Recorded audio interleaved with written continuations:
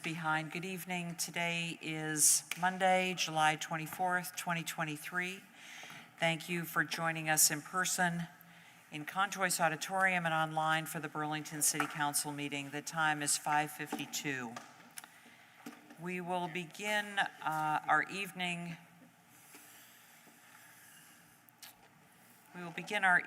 with item 1.1, which is a motion to adopt our agenda. I would entertain a motion to adopt our agenda as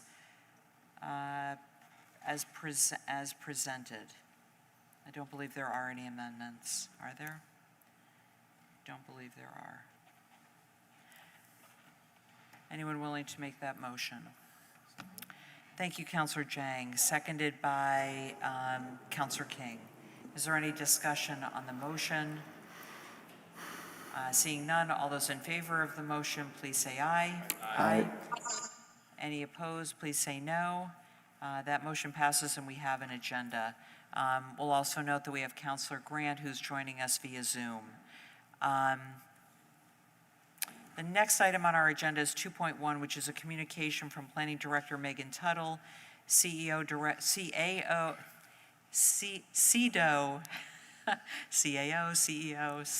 Director Brian Pine, and City Attorney Kim Sturdivant regarding the negotiation of an agreement regarding UVM housing. As this is a discussion on negotiating an agreement, the item contains an expected executive session.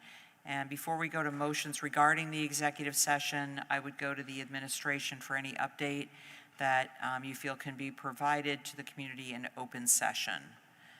Mayor Weinberger, was there anything that you could update the community of in advance of our executive session?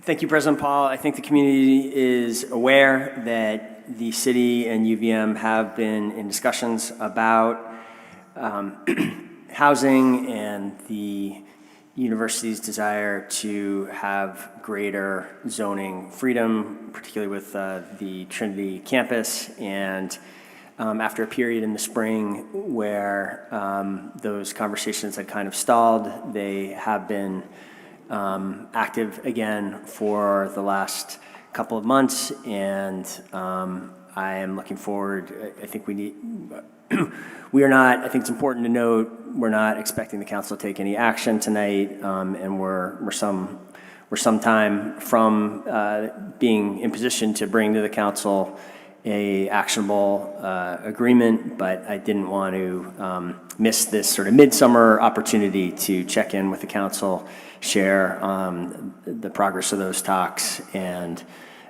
where they may be headed. So that's the purpose of this session. Great, thank you, Mayor Weinberger. With that, I'll go to Councilor Carpenter. Councilor Carpenter, if you could please make the first motion regarding the executive session. Sure.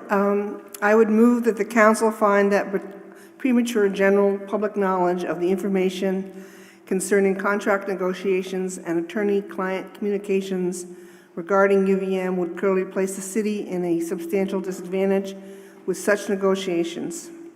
Thank you, Councilor Carpenter. Is there a second to that motion? Seconded by Councilor Barlow. We'll go to a vote on that. Is there, well, first, is there any discussion on the motion? Seeing none, we'll go to a vote. All those in favor of the motion, please say aye. Aye. Aye. Any opposed, please say no. That motion passes unanimously. Now, based on that vote, if you could move the second motion, Councilor Carpenter. Thank you. Based upon that finding, I move that the council go into executive session to receive confidential attorney-client communications and updates on contract negotiations regarding UVM per 1 VSA subsection 313A1A and F. Thank you, Councilor Carpenter. A motion has been made to go into executive session. Is there a second to that motion? Seconded by Councilor Barlow. Any discussion on that second motion? Seeing none, all those in favor of the motion, please say aye. Aye. Aye. Any opposed, please say no. That motion passes unanimously. We plan to come out of executive session at approximately 6:45 and then resume our meeting just a few minutes later.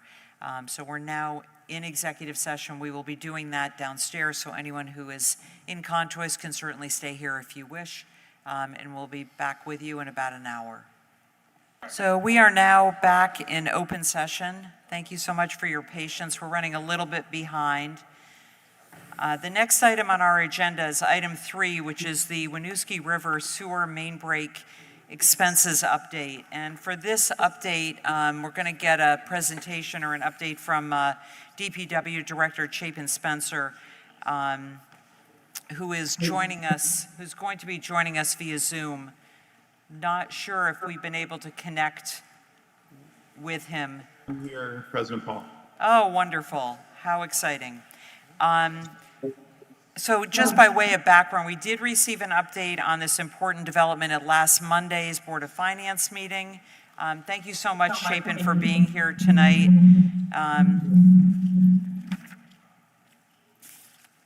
We'll try not to let that reverberate too much. I don't know if that's on your side or on ours. So we've allotted about 25 minutes for this update, and Director Spencer, if you could give us a presentation for about 10 minutes or so, and then we'll go to questions from the council. Thanks again for joining us. Thank you, President Paul, and appreciate the entire council for taking time to discuss this important item here.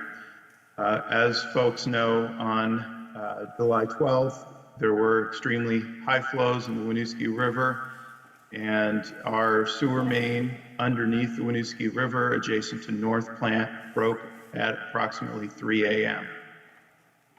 Since then, we've been taking a multi-pronged strategy of reduce the flows, reroute the flows, and repair the pipe. And we've made very significant progress as we reported to the Board of Finance last Monday. We started pumping and hauling sewage from above the break to North Plant, starting a day after the break occurred, and started the temporary bypass work to construct a 1 mile long plastic pipe from above the break to North Plant the following day, 2 days after the break.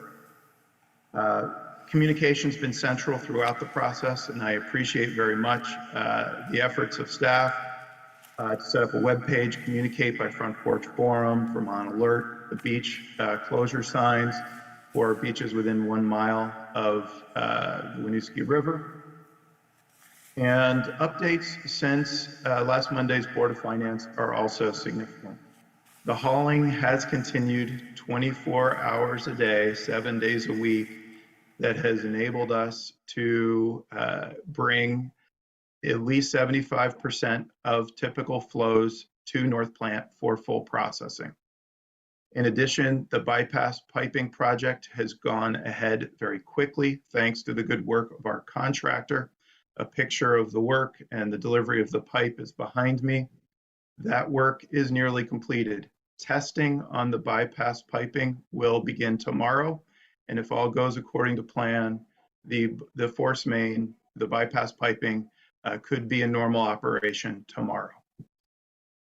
In order to assess the condition of the pipe under the Winooski River and plan for what permanent repairs we need to make, we need to get divers in the river and do additional dye testing. The divers are under contract. We have signed that contract, and they are awaiting the river conditions, both the flow and the visibility, to be safe and effective for them to enter and do their investigation. As it relates to dye testing, this is a tool we use to place colored dye in wastewater pipes to understand where the break has occurred. And we're going to do additional dye testing, our second effort, this Thursday, to better determine the length and the location of the break. It's also important to note that our communication with our state and federal partners is critical, and we have been in daily communication with the state's Emergency Operations Center and FEMA as we respond to this emergency break. We have provided them documentation, we've provided them contracts, all in order to help Chittenden County meet a certain level of disaster designation. And I'm pleased to report with our help that Chittenden County has provided enough damages above a threshold to qualify the county for public assistance through FEMA. We are waiting for their final confirmation that this threshold has been reached and approved, but we are very confident that that will be coming in the next day or two. The costs are significant. The work to pump the wastewater by pumper truck 24/7 is expected to cost around $210,000 for the 14 days of pumping. That's an estimate from when we started pumping to when the force main will be in operation, the emergency bypass. And the construction of that 1 mile long force main is projected to be $550,000, which is also under contract. And as I said, should be, if all goes well tomorrow, operational tomorrow. In addition, we have executed a contract with a disaster consultant to help us navigate the FEMA process for $20,000, up to a maximum limiting amount of $20,000. And we will be at the August Board of Finance and City Council to seek your approval for all of these contracts, but they were not ready, unfortunately, for this Board of Finance and Council cycle. In conclusion, I do want to recognize the tremendous hard work of our city staff. They have been working long and late hours to make this work happen. The response has been a nights and weekends affair. In addition, I want to thank the New North End residents who have responded to our conservation notice in the northeast corner of our city, where their efforts to reduce wastewater flows have helped us mitigate the outflows of untreated sewage into the Winooski River and thus into the lake. Also want to thank our state and federal partners who have been with us every step of the way. And we are working daily to update our webpage and our Front Porch Forum posts. So we will have news tomorrow on how the testing of this temporary force main goes. With that, I'm happy to answer any questions.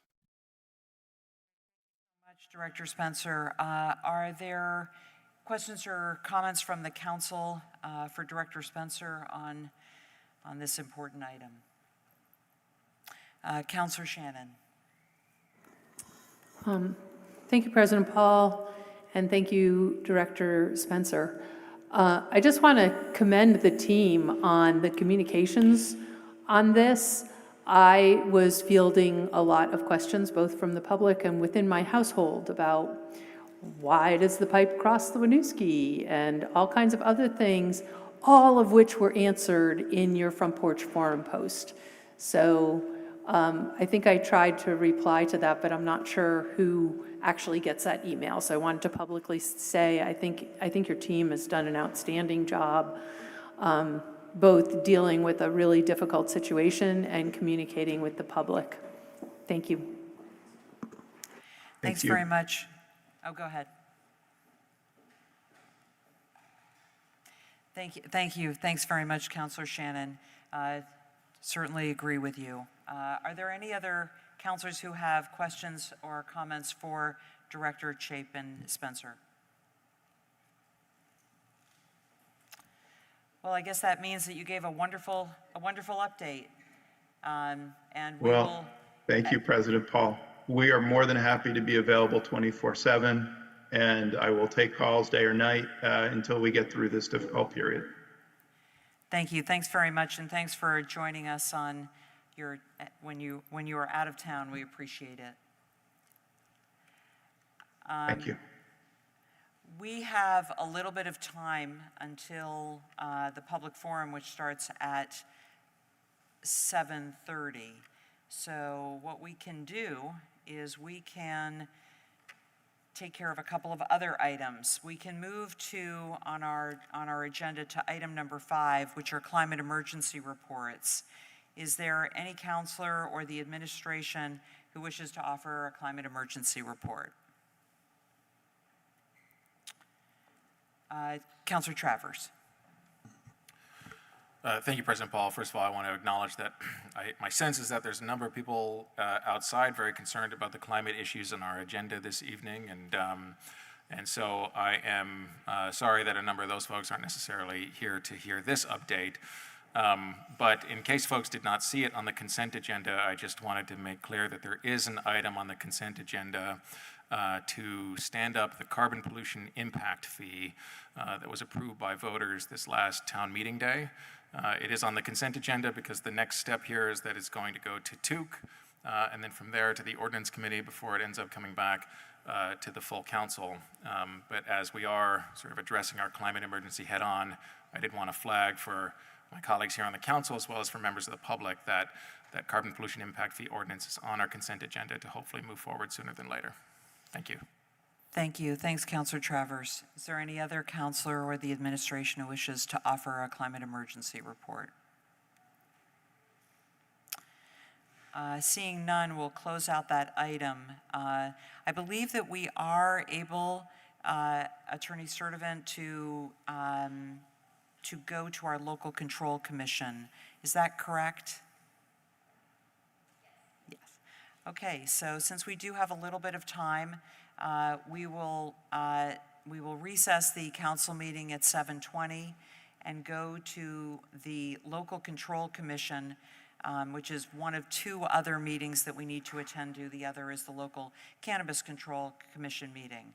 And moving on to that agenda, the first item on that agenda is 1.1, which is a motion to adopt the agenda. Commissioner Shannon. Move to adopt the agenda. Thank you so much, Commissioner Shannon, seconded by Commissioner Travers. Is there any discussion on that motion? Seeing none, all those in favor of the motion, please say aye. Aye. Any opposed, please say no. Aye. Thank you so much. We have our agenda. The next item is item number 2, which is our consent agenda.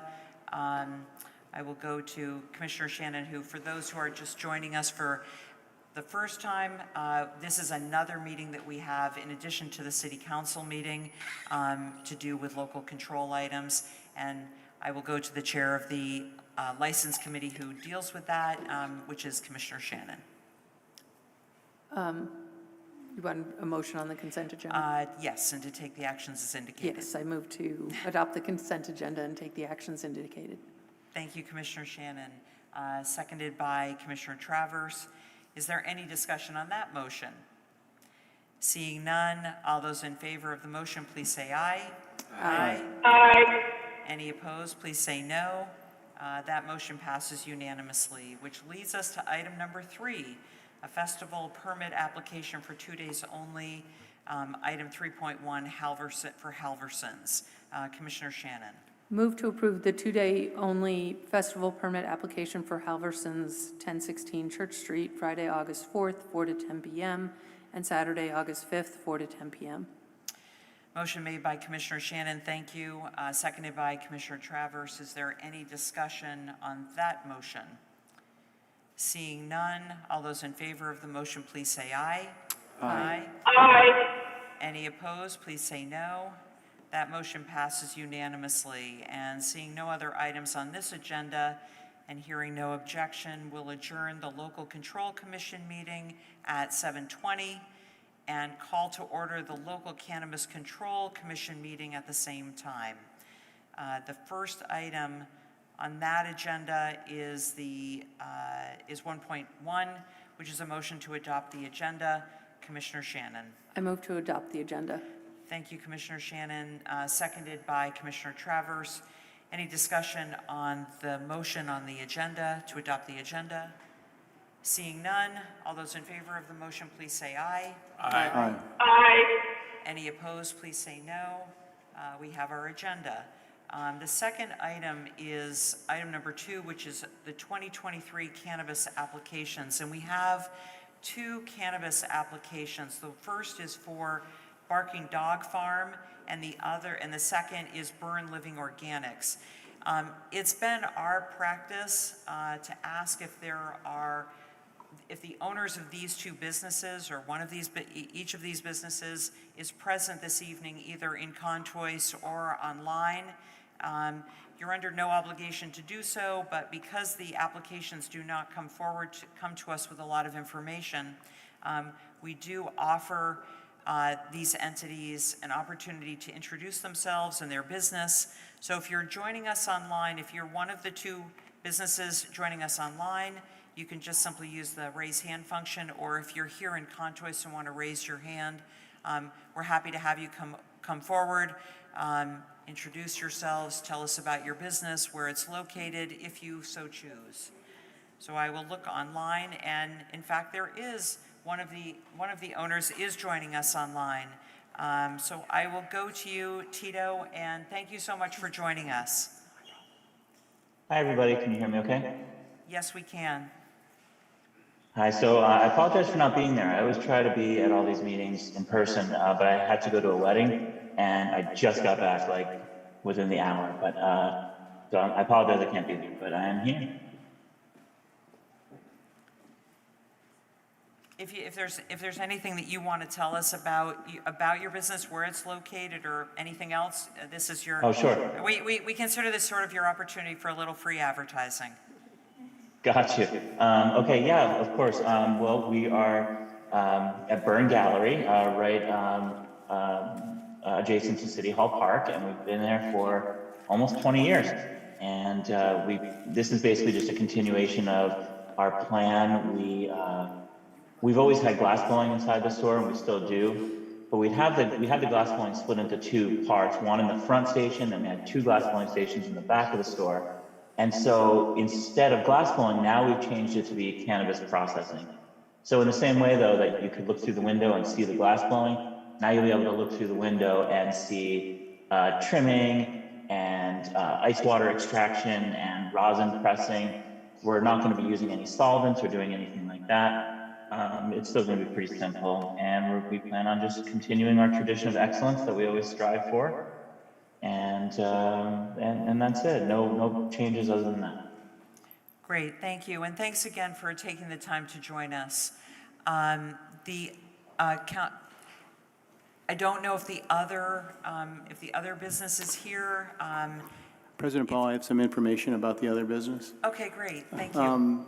They were expecting to have the meeting commence at 8 o'clock, so they would have been here, and they're available to answer questions if people have them going forward, but they appreciate you considering their application. You are correct. Due to the way Civic Clerk works, we do have to put times in, and I assume that we would start public forum and we would go to that item after. I assume that they're just not available to join us now. Is that correct?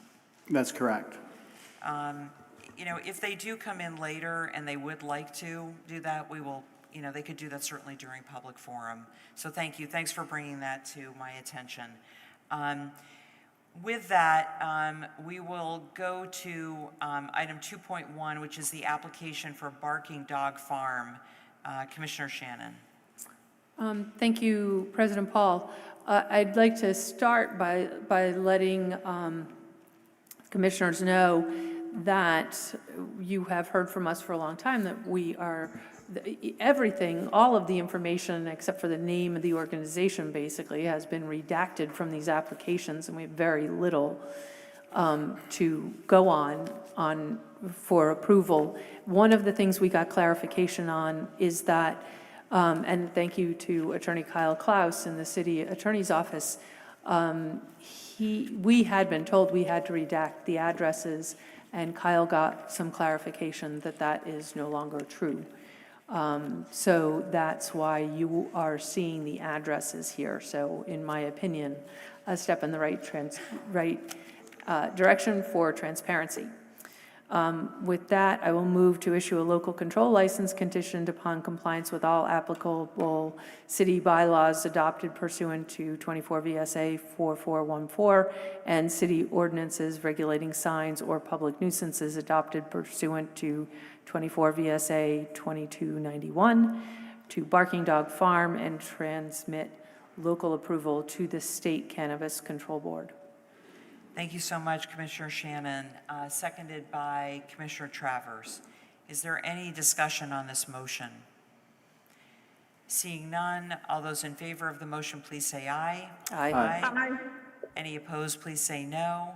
That motion passes unanimously, which brings us to the second application, which is item 2.2 for Burn Living Organics. Commissioner Shannon.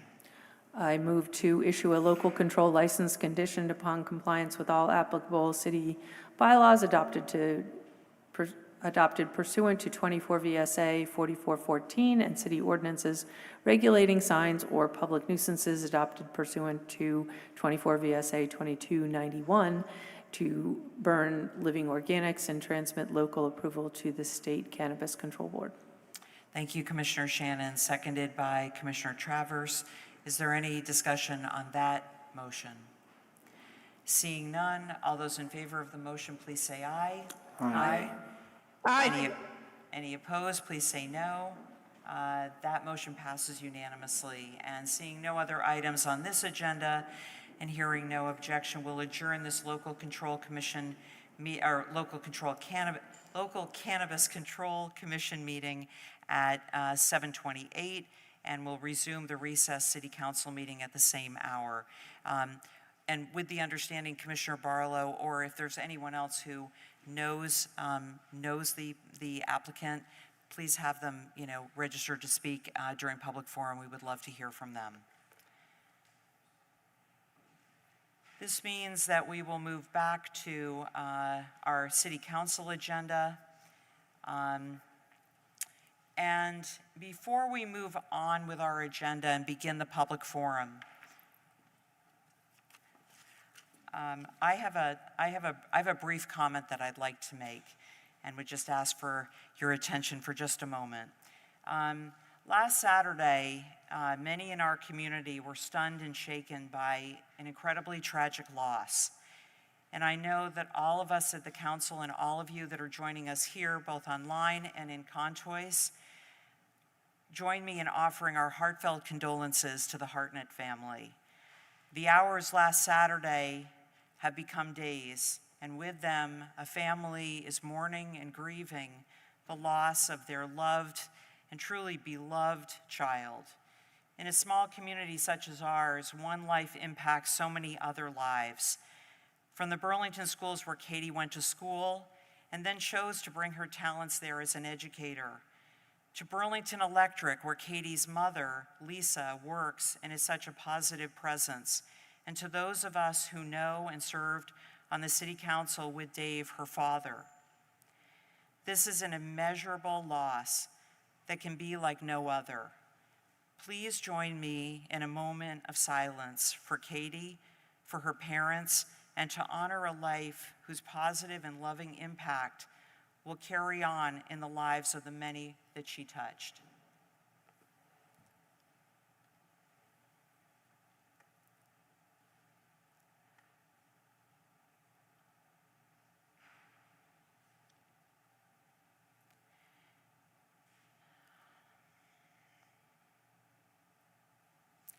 Thank you. The time is now exactly 7:30. And with that, we will move on to item number 4, which is the public forum.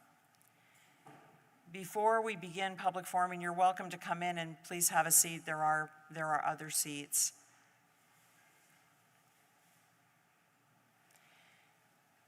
Before we begin the public forum, we have a number of people that are here this evening who may be new to our public forum process. And if you are, we'd like to describe that process to you. For those who are joining us in Contois, we have a timer system that is on the table in front of me right here. And it has 3 lights on it. The green light will shine when you begin speaking. The second light is a yellow light, and that will shine when you have 30 seconds left. And the last red light will shine when your time is up. We ask that you please complete your sentence if you're in mid-sentence when the light and the sound indicates that your time is up, so that everyone has the same amount of time to speak, and we can keep the public forum moving along. If you are joining us online, and we will and we will get to you online. There is a timer system that we have set up on Zoom. We don't have a light system, but when your 2 minutes is up, the clock will wind down to 0, and we ask that you please complete your comments so that we can move on to hearing from the next community member. We have a hybrid system for how we run public forum, and that is if you wish to speak in person in Contois, there are forms to my right in the back of the room. Please complete one of those forms. There's actually a couple of people right now that are filling them out. Please complete the form and bring them to the clerk who is to my right in the front of the room. If you wish to speak by Zoom, you can do so by going to the city website, and this is the address. It's burlingtonvt.gov/citycouncil/public forum, and a form will come up. You complete the form, and those answers will come into a spreadsheet that I have right in front of me, and that way I can call on you in the order in which you submit the form. It's been our practice that Burlington residents will have first priority. We will go to Burlington residents in Contois who have submitted a form in person, then to Burlington residents who are joining us online. Then we will go back to Contois to non-Burlington residents joining us in person, and then back to our online non-Burlington residents to round out the public forum.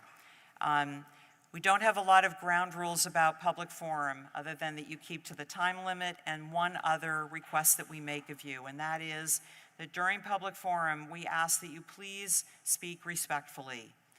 We'd like to remind everyone who is here and joining us online that there are families who watch our council meetings as part of their connection to civic engagement.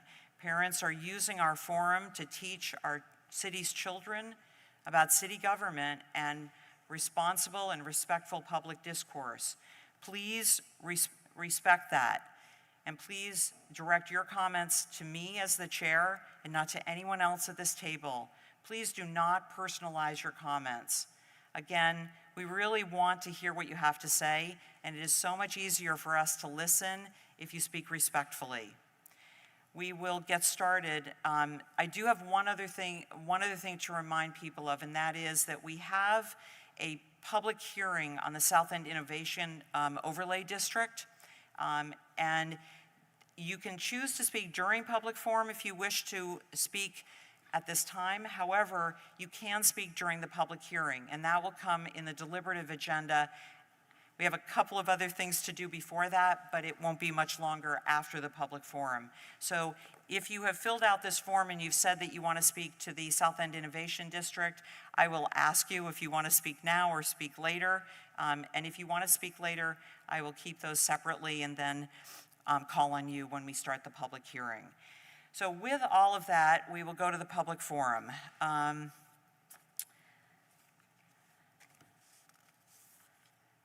So the first person wishing to speak in Contois is Romeo von Herman, and the second person is Greg Delaney. And my apologies for the fact that I'm going to probably mispronounce a lot of names. If I do, please correct me. Delaney, thank you so much. Romeo, welcome. Thank you, Madam President. Madam President, it's good to be back. Mr. Mayor, City Councilors, City Administrative Team, fellow Burlingtonians. As we gather today to discuss multiple matters that hold significant implications for our city, I welcome key item that is listed under the consent item agenda 6.40. That is the approval to accepting planning grant continuum for Care Vermont 501 and permanent supportive housing grant agreements. I want to also share my concern in the recent devastating floods that fellow Vermonters went through and the flash floods that we continue to experience through the sustained downpours. Firstly, I want to emphasize the importance of approving the aforementioned consent item agenda.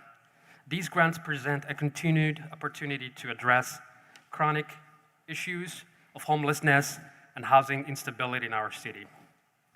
By accepting and putting these grants to proper use, We can further develop and expand supportive housing initiative by providing unhoused members of our community with a safe and stable environment to rebuild their lives back.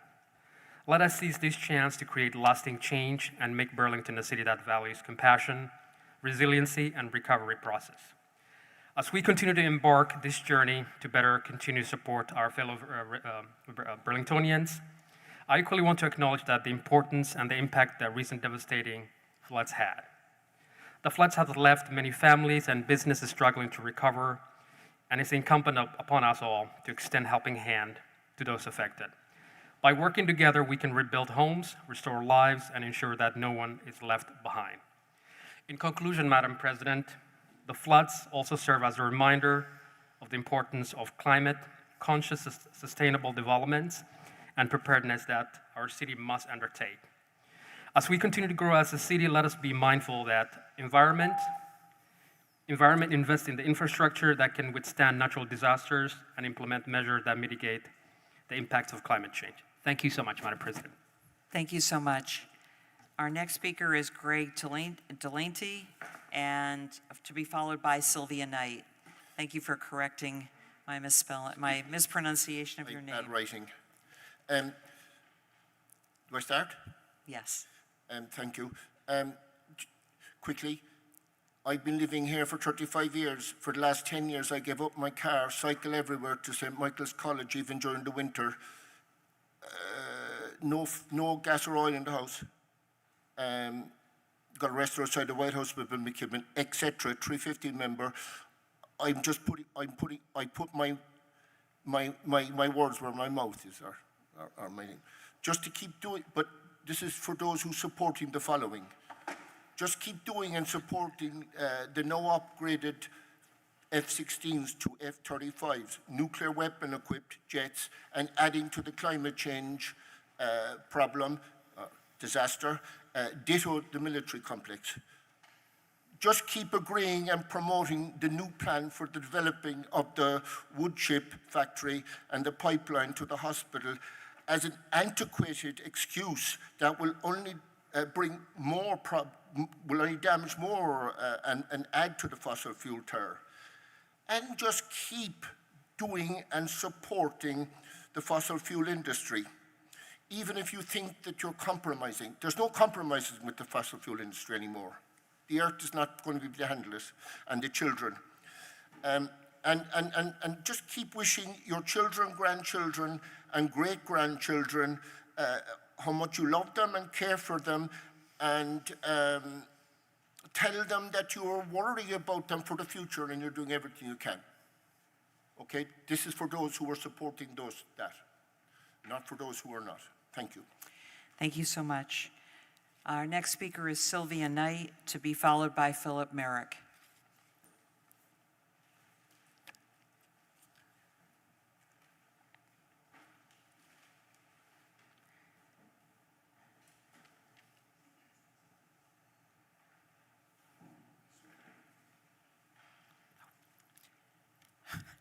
Good evening. Thank you for this time. Councilors, my name is Sylvia Knight. I live in Burlington, Vermont. My comments tonight pertain to agenda item 7.7, the resolution number 9 regarding aviation and ground emissions at Burlington Airport. My sincere thanks to Councilors Bergman, King, McGee, and Hightower for their efforts on this resolution. As an elder citizen of Burlington, I live with existential anxiety and sorrow regarding the degraded condition of Earth that my grandchildren are inheriting. We have all just witnessed extensive flooding and destruction in Vermont, an extreme global warming event. And that is not the only crisis. Water is grossly contaminated, and many crops are destroyed. People will go hungry. We are causing the 6th global extinction event. We ourselves, humans.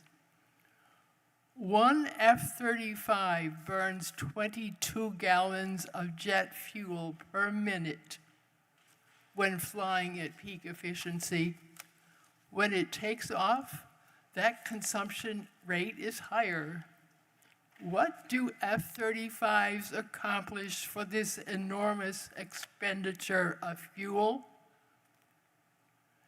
In the midst of rising global temperatures and resulting crises, this rate of petroleum consumption is outrageous, unjustifiable, and is grossly incompatible with global warming reduction goals of Burlington.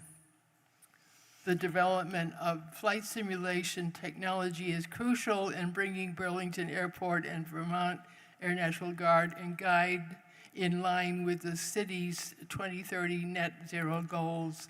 I urge speedy and complete approval of this resolution and its implementation. Thank you. Thank you. Thank you so much. Our next speaker is Philip Merrick, to be followed by Catherine Bach. Good evening. How are you guys tonight? Beautiful out there. You've been outside? Barely. It's gorgeous. So I guess in the coming months, you guys are going to be asked to approve something called the steam pipe. Don't do it. Don't approve it. McNeil currently emits more greenhouse gas than all the cars, trucks, and residential furnaces in the city of Burlington. I don't know if you know that. It's actually on the city website. All those numbers are there. You can look them up yourself. If you need help, I'll show you where it is. That's a lot. When I turn down my thermostat, it's nothing because they're not turning down the thermostat at McNeil. It represents 47% of our total emissions in this community. And for that, we get 30% of our electricity. Who heats with electric? Nobody, hardly. A few people drive electric cars. 30% of our electricity for 47% of our emissions. It's really a bad deal. To express the efficiency, for every 100 trees, 77 do nothing. Every 100 trees that they harvest and burn at McNeil is just carbon dioxide going to the atmosphere. Of course, the other 23 are also, but they do create electricity. According to research conducted at UVM based on Vermont forest and modern forestry practices, McNeil and associated forestry that it depends on emits 3 times the amount of carbon emissions as a natural gas electric generating plant that would give us the same amount of electricity. And I can give you that information too, but I got 2 minutes. I know I'm just one voice, but I expect you to believe the climate scientists, the UVM research, and the accounting principles that will back me up. We have 30 years of misinformation behind us, not lies, not misconduct, just 30 years of bad accounting and wishful thinking. That's it? All right. Well, I would be glad to help any of you understand this a lot more. Go and watch the forum and listen to the science. Thank you. Thanks so much. Our next speaker is Catherine Bach, to be followed by Lucy Gluck. Good evening. Good evening. You may be thinking, what is that old lady doing here again? I'd like to tell you why I'm here. It's for the children who are saying, it's so hot today, can we go swimming? And for their parents who must say, no, the water in the lake is poisoned by cyanobacteria. And it's for the elders who are saying, I'm so lonely. Can I go visit my children and my grandchildren? Can I go out and visit my friends? They're told, no, the air is too polluted for you and it's dangerously hot. And I'm here for all the people impacted by the floods and the droughts and wildfires and wars and other man-made disasters, and for the animals and the plants that are becoming extinct in the changing climate. And I'm here because as a boomer, I know that my lifestyle growing up is responsible for many of the changes that we're seeing. I do not believe that shutting down one wood-burning power plant will solve everything. We have to make radical changes in the way we live. The proposed plan to build a steam pipeline from the McNeil plant to the UVM Medical Center is going in the wrong direction. We need solutions that don't burn any kind of fuel. And last, my dear council members, I have 2 requests. Please pass the request to count Vermont Air National Guard greenhouse gas emissions and to eliminate VTANG aviation and ground greenhouse gas emissions in the spirit of the city's 2030 net zero goals. And please vote against the so-called district energy proposal. Thank you. Thank you so much. Our next speaker is Lucy Gluck, to be followed by Ashley Adams. Good evening. Hi, folks. Good to see everybody. So I definitely want the support from all of you for 7.7, this resolution, the climate emergency, and a council request to count Vermont Air National Guard emissions. It feels like one of many, many reasons why the F-35s do not belong here.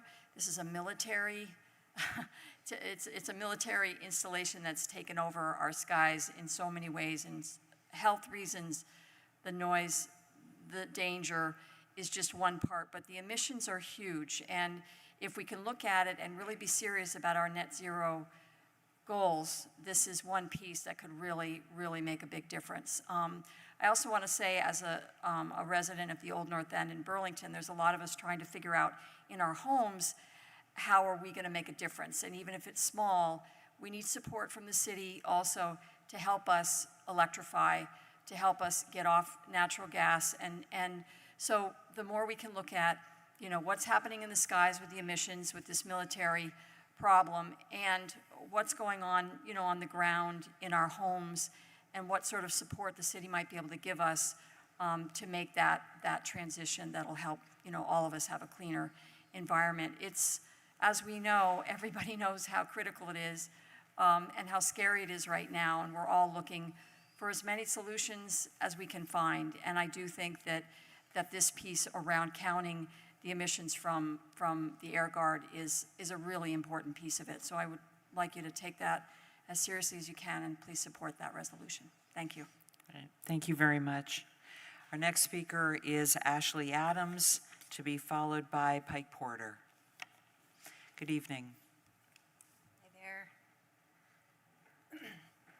I'm Ashley Adams. I live in Ward 6, and I'm here to support the VTANG greenhouse gas emissions resolution. I want to thank Councilors Bergman, King, McGee, and Hightower for sponsoring it. In 2019, the City Council passed a resolution declaring a climate emergency, rightly stating that, quote, restoring a safe and stable climate requires a society-wide emergency mobilization on a scale not seen since World War II to reach zero greenhouse gas emissions across all sectors at wartime speed, to rapidly and safely draw down or remove all the excess carbon from the atmosphere. To date, I have yet to see the necessary speed or scale of mobilization. The net zero roadmap doesn't count, nor is there a plan to reduce flight emissions at the airport, including the massively polluting F-35. This, in spite of the Air Force's own stated desire to reduce emissions. In its climate action plan, the Air Force recognizes that it is, quote, responsible for the largest portion of DoD greenhouse gas emissions, and that reduction of fuel use offers the most significant opportunity to optimize capability while simultaneously reducing greenhouse gas emissions.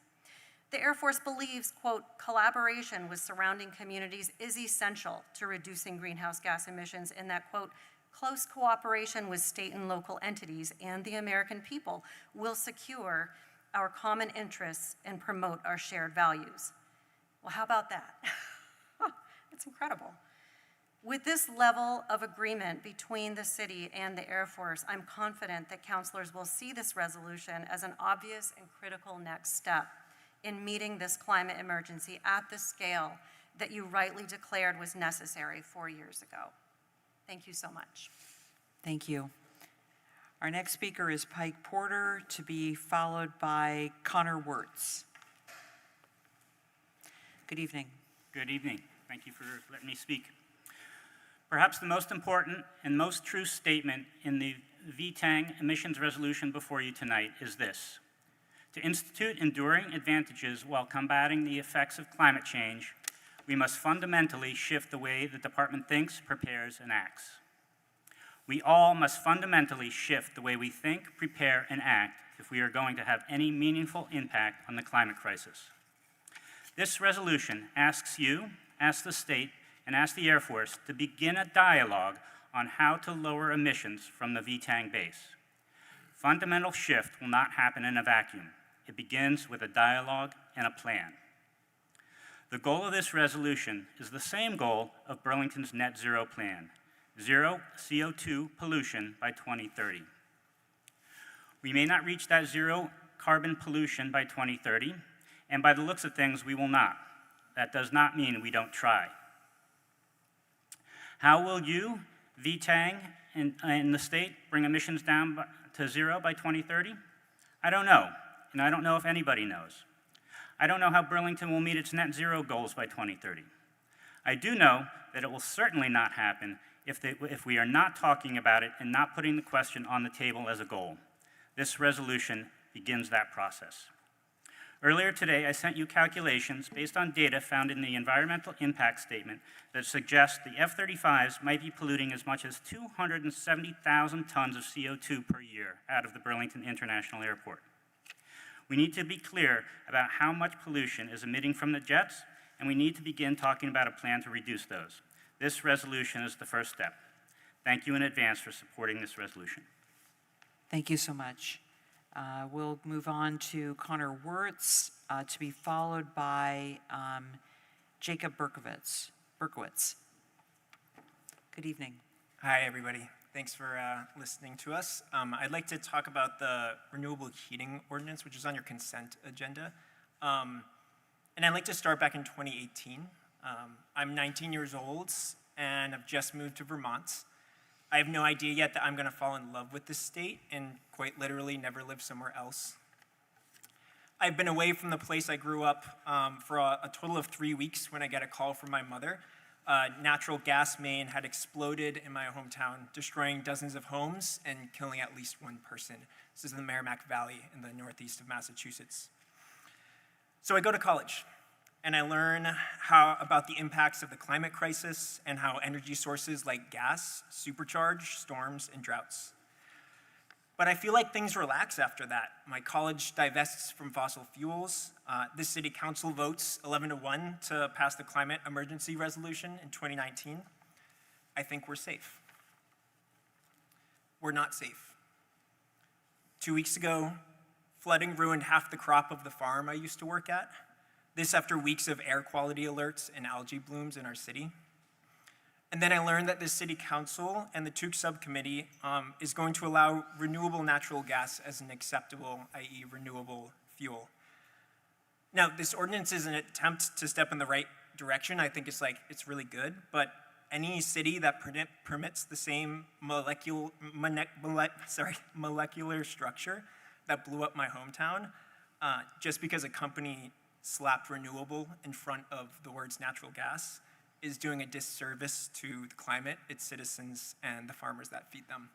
Thank you. Thank you very much.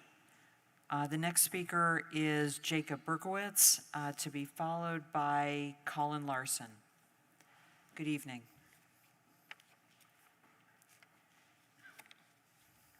Hello, my name is Jacob Berkowitz. I live in the Old North End, and I'm here along with many of my colleagues from UVMMC Support Staff United.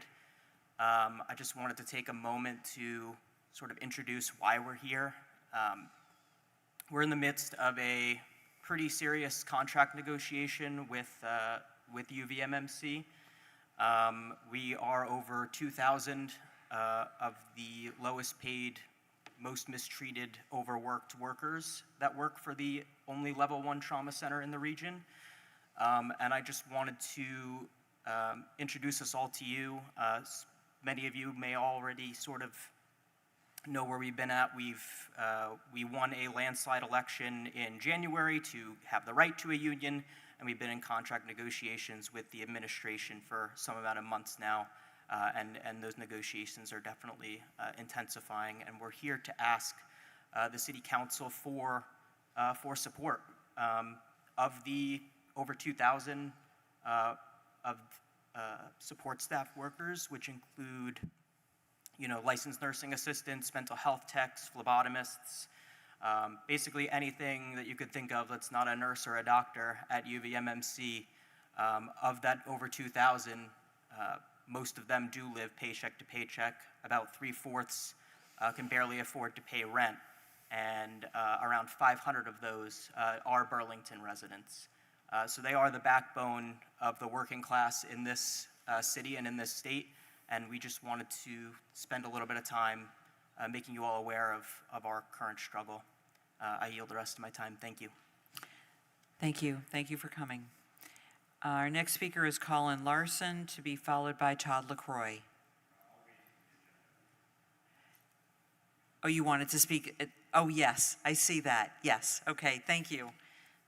I was supposed to ask you. Thank you. Our next speaker is Todd LaCroix, to be followed by Steve Goodkind.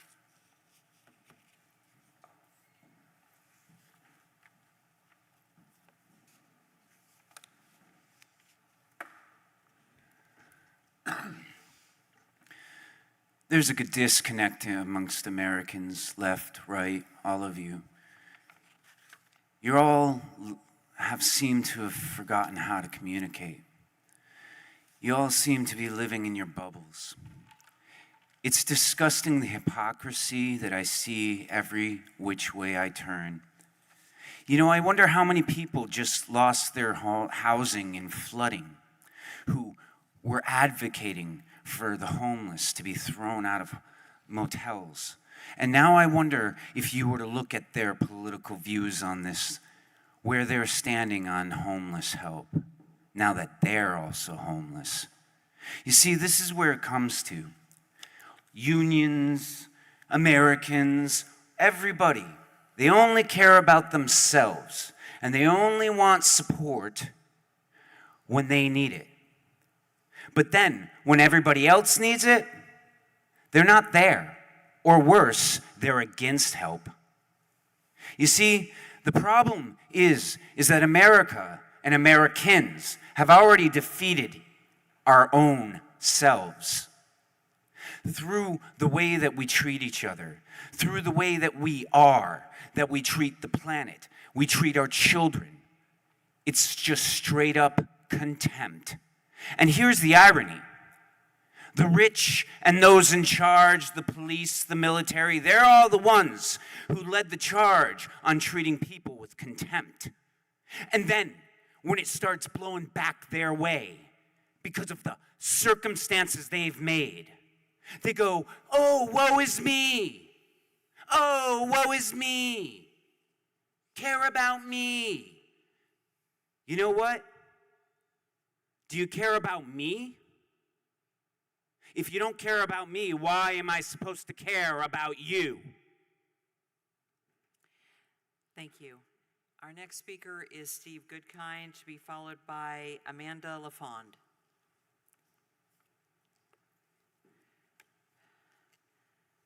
Good evening, Steve. Thank you, President Paul. I think most counselors know that the McNeil plant's about 25% efficient when it comes to burning wood and turning it into electricity. I think many of you also know, we've spoke about this before, that it really is good at converting wood into CO2. It's pound for pound. It's 100% efficient. In other words, you put a pound in, you're going to get a pound of CO2 out at that plant. Now, I know there's counselors who are concerned that what might happen if we have to shut McNeil down, and I would just suggest that we look to the Simpsons for some wisdom on what to do in these kind of situations. There's an episode where Lisa and Homer are sitting on the couch. They're watching the evening news. There's been an oil spill on Baby Seal Beach, and they can see the birds and the seals and everything covered with oil, and volunteers trying to clean it up. And Lisa says to Homer, "That's terrible." And she starts to cry. And Homer looks at her and says, "Don't worry, honey. There's plenty more oil out there." So I think if you're worried, counselors, about what would happen if we stopped spewing out 400,000 tons of CO2 every year from McNeil, all I can say is, don't worry, there's plenty more CO2 out there. So thank you, Councilor Paul, and I would suggest you might suggest to the mayor that he should watch the Three-Eyed Fish episode of The Simpsons. I think he might learn something from that. Thank you. Thank you very much. Our next speaker is Amanda LaFawn, to be followed by, Colin Hilliard, although I'll ask you, Colin, if you wish to speak during the public. Okay. Good evening, Amanda. Hello. As stated, my name is Amanda LaFond. I work in the lab at the hospital. I've been on staff there for around 23 years. With over 2 decades of experience, I've never been able to afford the health insurance. In fact, I haven't been insured, nor my son, for the past 15 years. After one check, after taxes, I barely afford rent. I have to sometimes decide which one of my bills I'm going to pay or if I can afford food. Recently, my son had to have knee surgery due to an injury, and thank God Dr. Dinosaur went through after 10 months of fighting. Not being able to afford my own health insurance is one thing and something I've learned to work for through myself, but it means I can't get counseling for any of my health needs, which takes a toll on my mental health. How can we take care of our patients if we can't afford to take care of ourselves? The current, oh wait, hold on, sorry.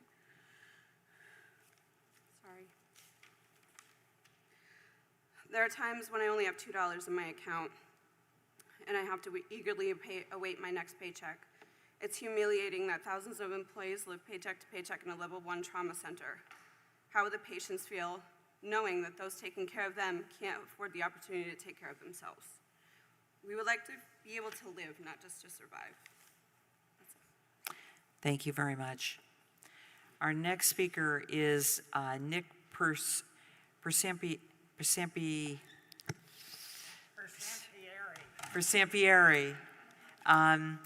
You had asked to speak also, I believe, to a number of items, so it probably would be best if you spoke during public forum. Okay, great. Welcome. President.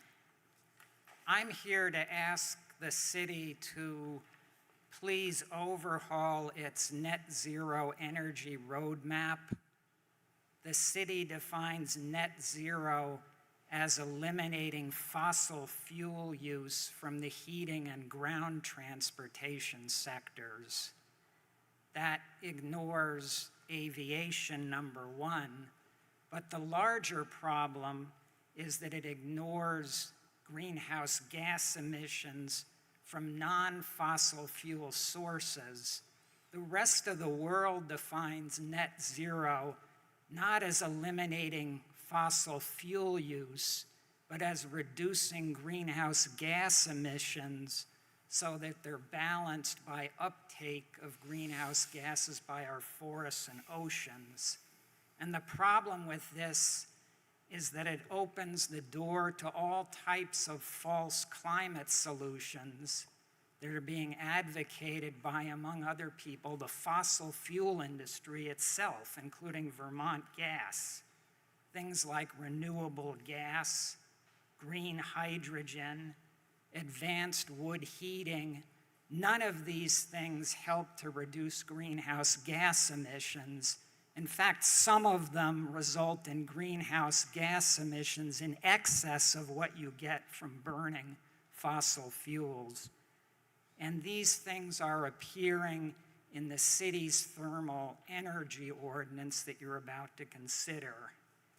And finally, I just wanted to shift gears and commend the mayor, the planning department, the city council, and everyone who's been involved in the South End Innovation District. I wish you hadn't limited the areas where 8-story housing would be developed, but I hope that passes. Thank you. Thank you very much. Our next speaker is Jody Woos, to be followed by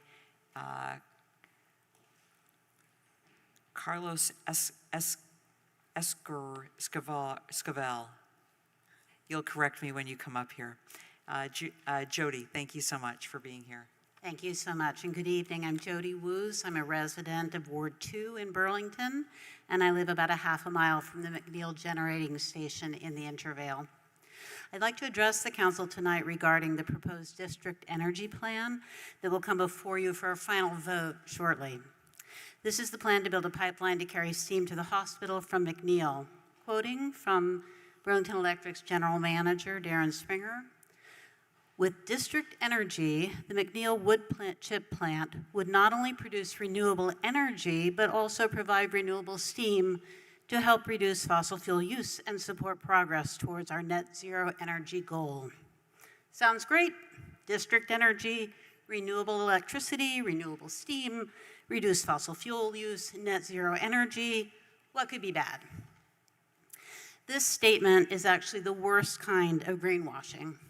It's based on Burlington Electric's long-held assertion that McNeil is carbon neutral, that the burning of wood emits the same amount of carbon into the atmosphere per unit of time as the burnt tree sequestered when it was growing.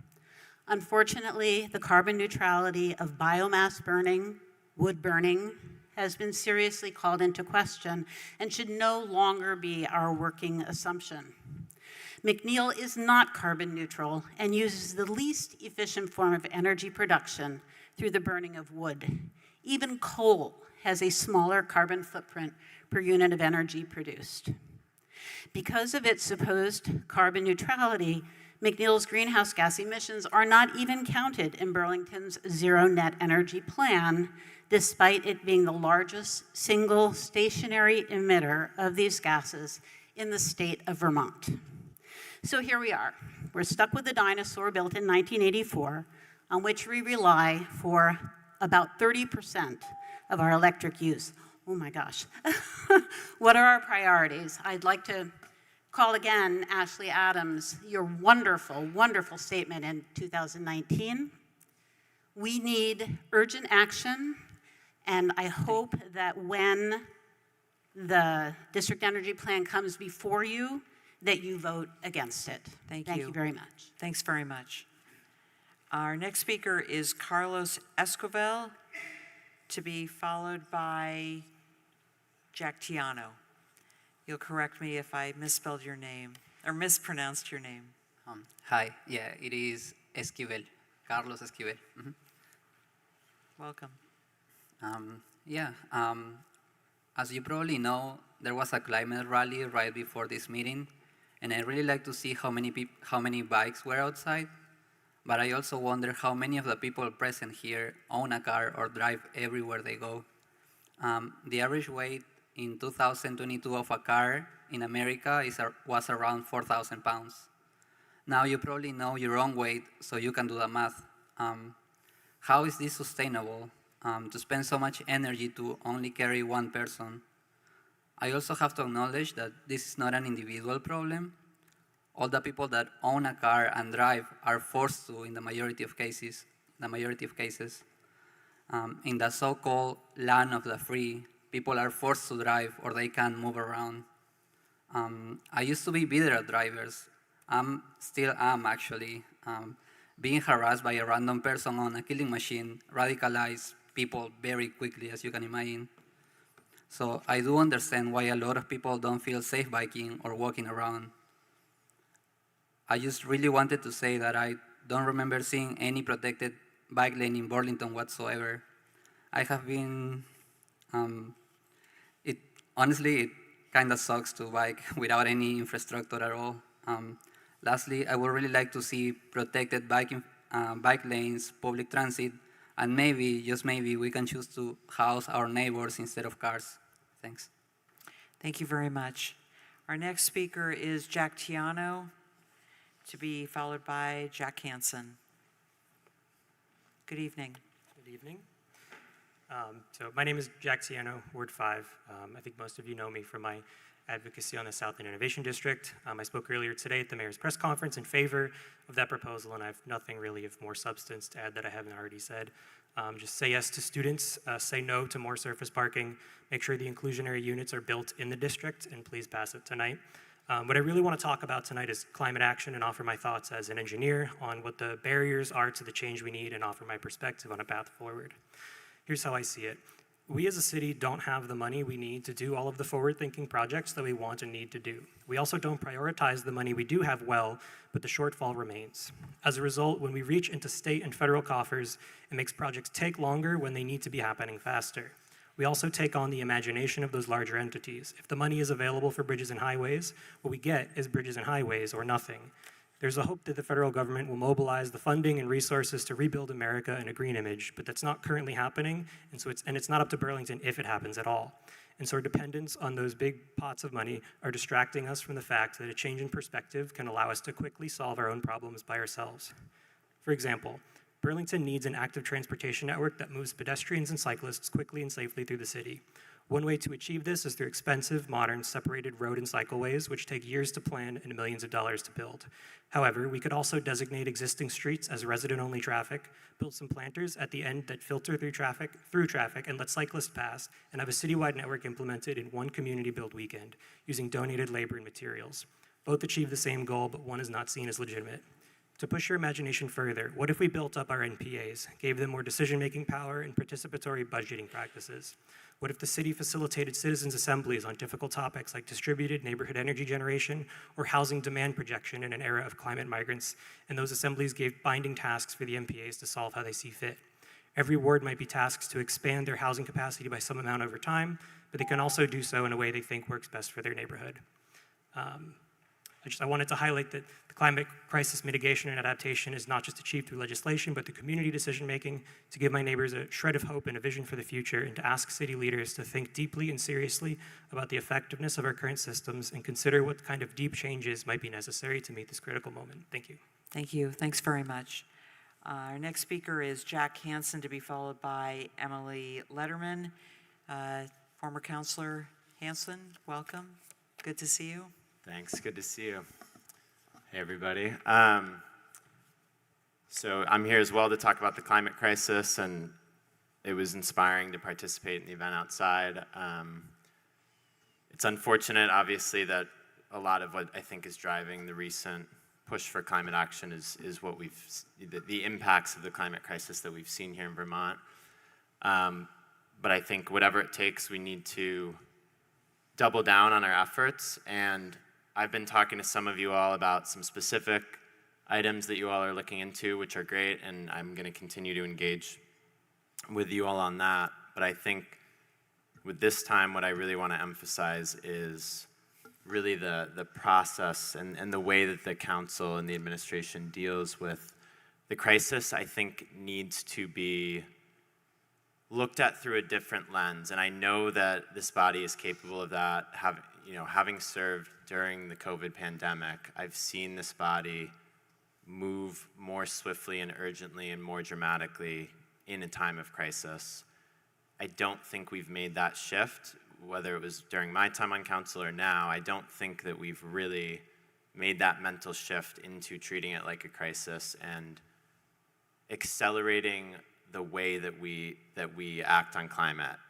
But we have the tools to do that. Whether it's an ordinance, this council can pass an ordinance in one night if 2/3 of the body agrees on it as an example, or maybe it's passing a resolution to actually set a different framework for how climate policy moves through. But I think we need to change systemically how we adopt policy, because we don't have comprehensive frameworks in place yet for decarbonizing, from my perspective. I think we're just scratching the surface. This ordinance regarding decarbonizing buildings is a big step to get those frameworks in place, but we have a long way to go, and we're going to have to change the way that we actually make policy to accelerate it. Thank you. Thank you very much.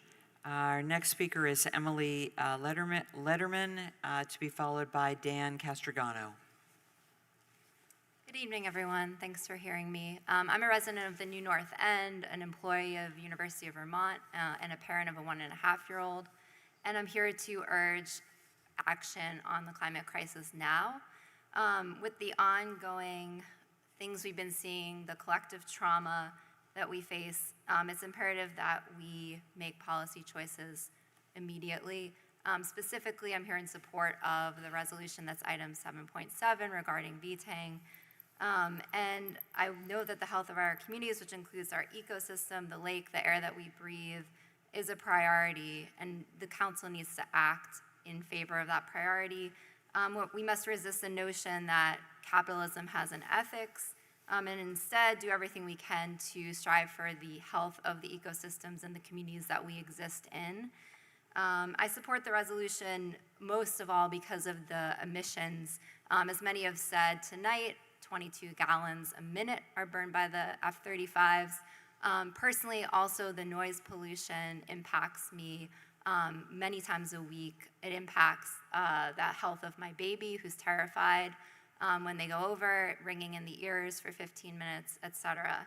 But most of all, I stand here just as a member of multiple communities to ask you to support this resolution. Thank you. Thank you very much. Our next speaker is Dan Castrogano, to be followed by John Kahlo. John, did you want to speak during now or the public forum? The public hearing, I mean. Public hearing? Oh, okay. Dan, good evening. Thank you. Good to see you, Council. Was planning some other stuff and didn't really plan what to say here, but wanted to share some thoughts. I just urge all of you to wake up and just step up on climate. You know, our state is just getting hammered over and over again. Can't go outside because of air quality. Can't go in the lakes because of cyanobacteria. It's too hot. Got to stay inside with my toddler in the afternoons because there's heat advisories. Flooding is just destroying everything, and it's just a taste of what's to come.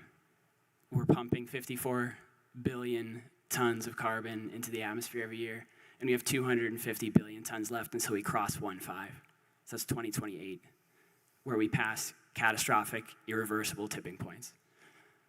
You passed the climate emergency resolution in 2019, and you're not acting like it. A lot of you talk about climate and say that you care, but I don't really believe a lot of you. There's a resolution tonight on VTANG, on the F-35s, and if you say you care about climate, vote yes. The roadmap doesn't include the two biggest super polluting facilities that the city owns and operates. 453,000 tons out of McNeil every year. The airport, if you count it the right way, at least over 200,000 tons. And the plan is to expand both of them. Count all of it. Embrace degrowth. Endless economic growth on a planet with finite resources is illogical. It does not make sense, and we need a different economic system. There are ways that this body can do that, and one way to do that is to pass the VTANG resolution tonight. Thank you. We have no other Burlington residents that have signed up to speak in Contoy, so we're going to go to those Burlington residents that are, that's correct, and they are non-Burlington residents, so they,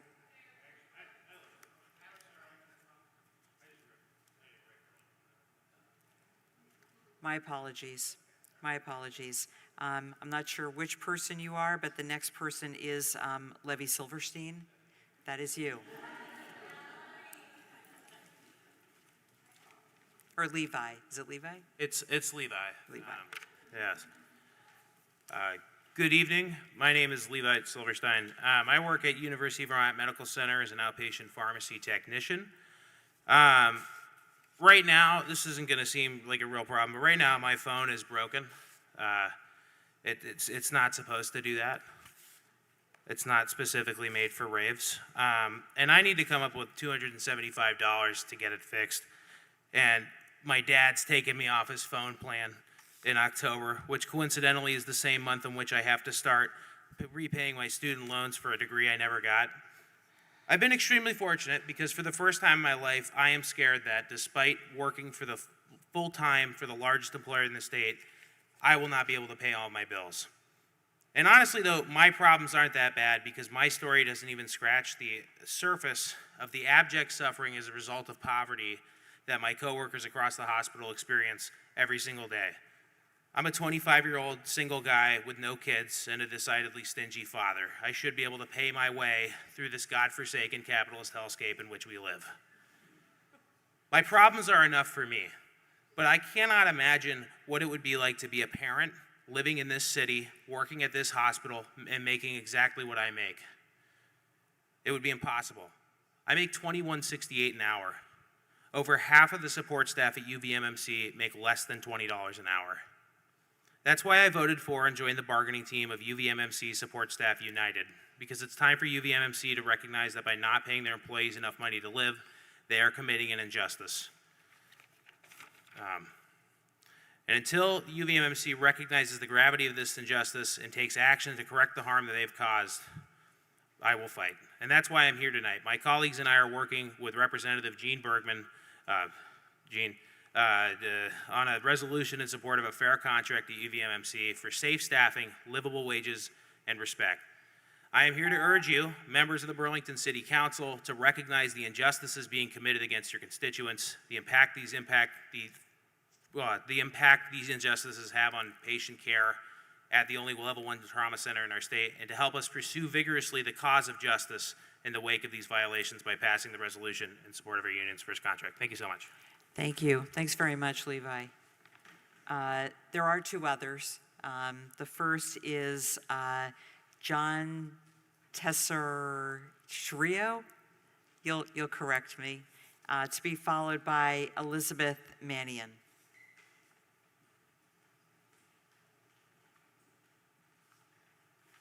Thank you. Thank you. Good evening. I'm John Tesserero. I'm a member of the UVM Support Staff Union, and I also work ED registration in the emergency room at UVM. The role of registration at the hospital is to check you in, incoming patients who are direct admits from other hospitals. We take care of you. You come in by ambulance, we're there. We are most commonly the first people that you meet when you walk in the front door. And as of lately, we've been dealing with some challenges and concerns when it comes to our work environment. The first, as a patient-facing role in the emergency department, is staff safety. I and others in my department have been threatened numerous times with both physical and verbal abuse. I've also witnessed numerous altercations with patients and staff members where patients were not given where the aggressors against staff members were literally nothing was done. After that, there are numerous members of my department who are facing challenges in affording childcare, rent, utilities, and groceries. We shouldn't be forced to decide whether to pay our bills or to pay for food, or vice versa. How are we expected to care for patients when we can't care for ourselves? The resolutions that might come forward in the next months, we ask you to please take seriously and vote on our end. Thank you. Thank you very much. And our last speaker is Elizabeth Mannion, and then we'll go to Burlington residents joining us online. Good evening. Good evening.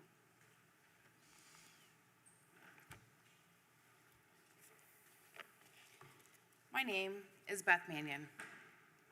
I live in Ward 3 here in Burlington, and I work at the University of Vermont Medical Center as a surgical scheduler. I'm a representative of the Support Staff United Union that is working on getting a fair contract at the medical center.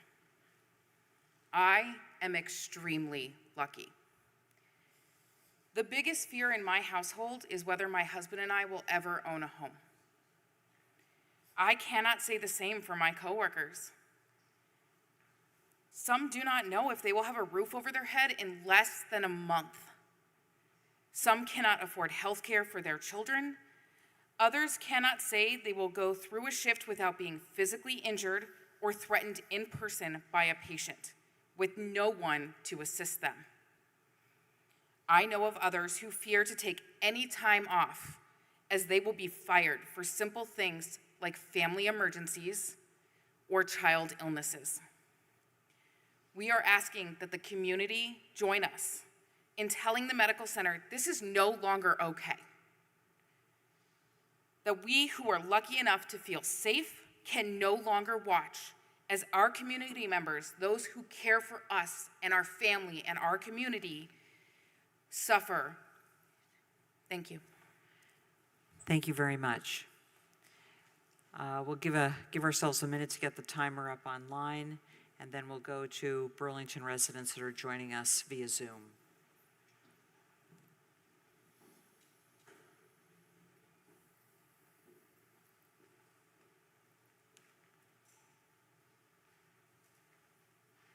Great, thank you very much. So the first person joining us via Zoom is Chris Gish.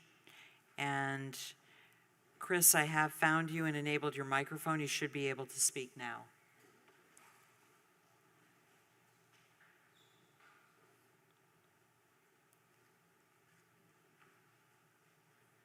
Just need to unmute on your end. Great. Yep. Hi, everyone. My name's Chris Gish. I've lived in Burlington for the better part of 7 years, most recently in Ward 5. And I wanted to talk to you first tonight about agenda item 7.7, which is the VTANG greenhouse gas emissions resolution, and urge you in the strongest possible terms to vote for that resolution. It's long past time that Burlington, which owns the airport and has a lot of jurisdiction there, pays attention to the exceedingly high levels of carbon emissions there, especially from the completely unnecessary, and if we remember a few years ago when Burlington residents voted against having the F-35s here, a plane that residents never even wanted.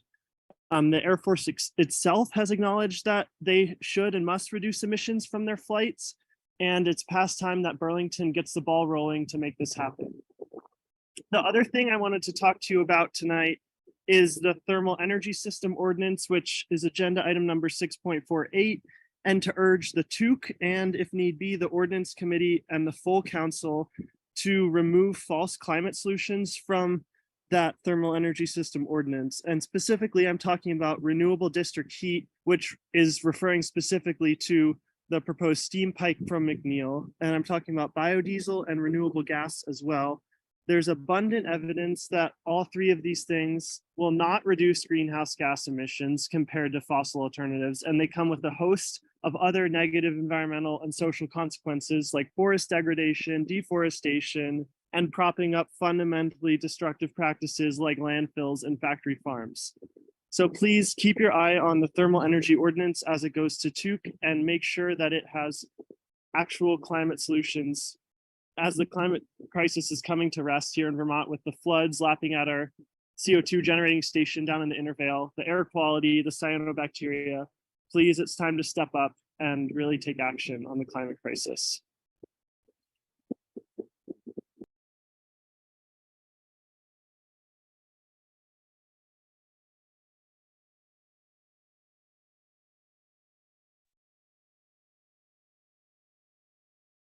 Thank you. Hello, my name is Chris May. I'm a Ward 2 resident. Like many Burlington residents, I'm grieving the harm done to the Intervale from the recent floods, waist-high water in the community garden plots and in the new farms for New Americans, garden spaces, washed out trails in one of the most beautiful parts of our city, and of course, the incredible harm done to the many wonderful farms there. We all know that climate change makes extreme weather events like this more likely and more frequent. I also know that our climate today, the extreme heat waves around the country, and the recent floods closer to home is the most stable and the least chaotic that I will see in my lifetime. Meanwhile, elsewhere in the Intervale, the McNeil plant continues to burn biomass and gives Burlington false credit for reaching its renewable goals. The plant is aging, it's inefficient, and it releases greenhouse gases into our atmosphere. Now is not the time to continue to invest in biomass or McNeil. I urge the council to oppose any expansion to McNeil, to oppose the steam pipe, and invest in a real low carbon energy future for the city. Thank you.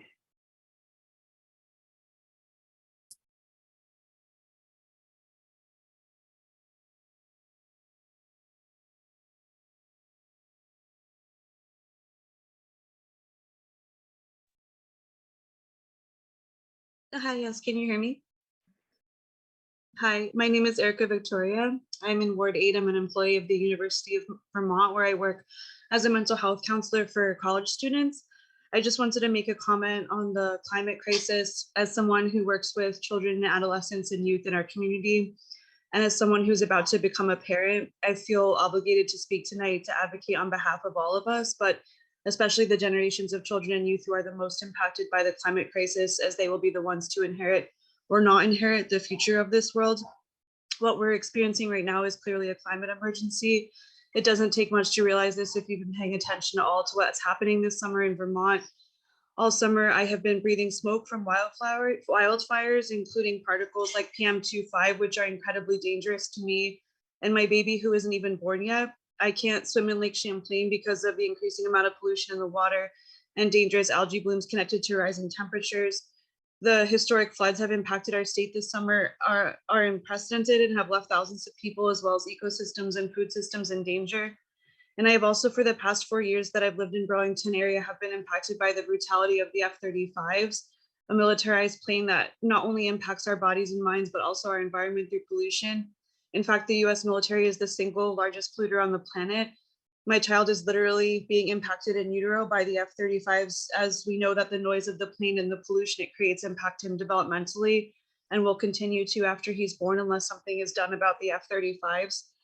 There's absolutely no reason why Burlington as a city should be allowing the F-35s, just as there's no reason why Burlington should still be relying on fossil fuels for any reason, or working with the military and corporations that are poisoning and polluting our community and our planet.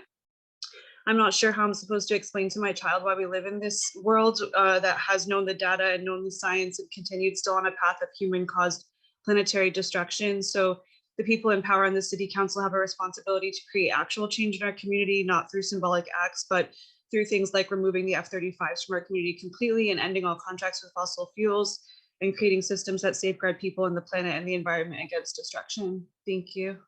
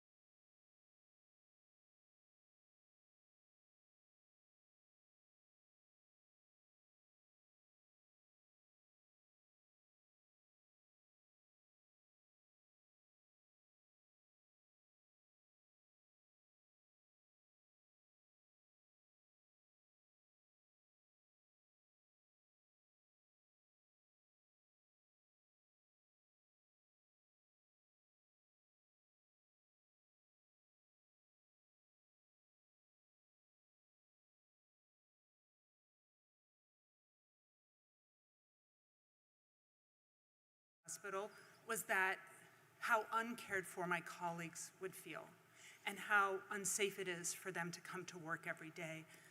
The stories that we hear from the emergency department where folks are requesting resistant gear because they are being assaulted on a regular basis and that's not made available to them, where I work in an outpatient setting next to a 17-year veteran of our department who, as calmly and quietly as she could, drew a man who was wearing 2 handguns so that he wouldn't act irately or threaten her colleagues or any of the patients, but she had not been able to get de-escalation training, so she really didn't know what she was doing. And then when she left that day, because she was so upset, she was penalized by taking unscheduled time off to go home and cry about how scared she was. It is really upsetting that my colleagues who are here tonight feel lucky that they aren't more stressed out, feel lucky that they can, get through the month and pay their bills. This is the largest employer in the city. This is the largest employer in the state. We're not asking to get rich. We're asking to get by. We're asking to be able to have health care, to take care of our families, to have time with our families, and to extend this care to our community. Thank you. Thank you very much. Our next speaker is Brian Forrest, to be followed by James Lees. Good evening. Good evening. My name is Brian Forrest. I'm a resident of Wilson. We're a community downwind of the McNeil Power Plant. The biomass industrial complex has been very good at shaping their story as being one of the renewables that is good, opposed to fossil fuels that are bad. This narrative needs to be corrected. All forms of energy that come from plants in one form or another produce CO2 and contribute to the warming of the earth. It doesn't matter to the planet if they are old plant forms like coal, oil, or gas, or new plant forms like wood chips and pellets, switchgrass, used restaurant oil, or ethanol. They all come from plants and add to the global warming crisis. The particular egregious nature of burning wood is that it requires cutting down trees that are the best tools we have to store carbon and mitigate the worst climate consequences while adding CO2 to the air at a greater rate than coal. It makes no sense to put millions of dollars to add to the old polluting McNeil Power Plant working at 25% efficiency in the midst of a climate crisis when we have clean source of energy available to replace wood chips. It makes much less sense when the so-called district heat only benefits one client in the district. It would mean burning even more trees as well as gas and electricity to create the excess heat the plant wants to sell. That plan sounds like nonsense to me. Even then, McNeil would only be 26% efficient. It's time to retire McNeil, stop cooking the books to claim that it's part of Burlington's net zero program when it's the largest stationary generator of greenhouse gases in Vermont, and start the process of creating a clean replacement for the antique that is McNeil. Thank you very much. Thank you. So our next speaker is James Lees, to be followed by Luke McNally. Good evening. Good evening. So dangerous CO2 greenhouse gas is invading our air and turning our planet into an undesirable boiling hothouse.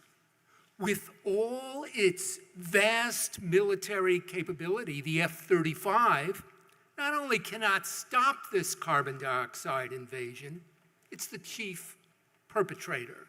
Each F-35 burns jet fuel at 22 gallons a minute. It gets half a passenger mile per gallon. The F-35 is killing people and planet. The people of Burlington and Winooski both voted to cancel the F-35 at town meeting. And Burlington can take a step tonight by voting for the resolution, the VTANG resolution. But Burlington can actually do more and does not have to rely on the cooperation of others that are mentioned in that resolution if they won't cooperate.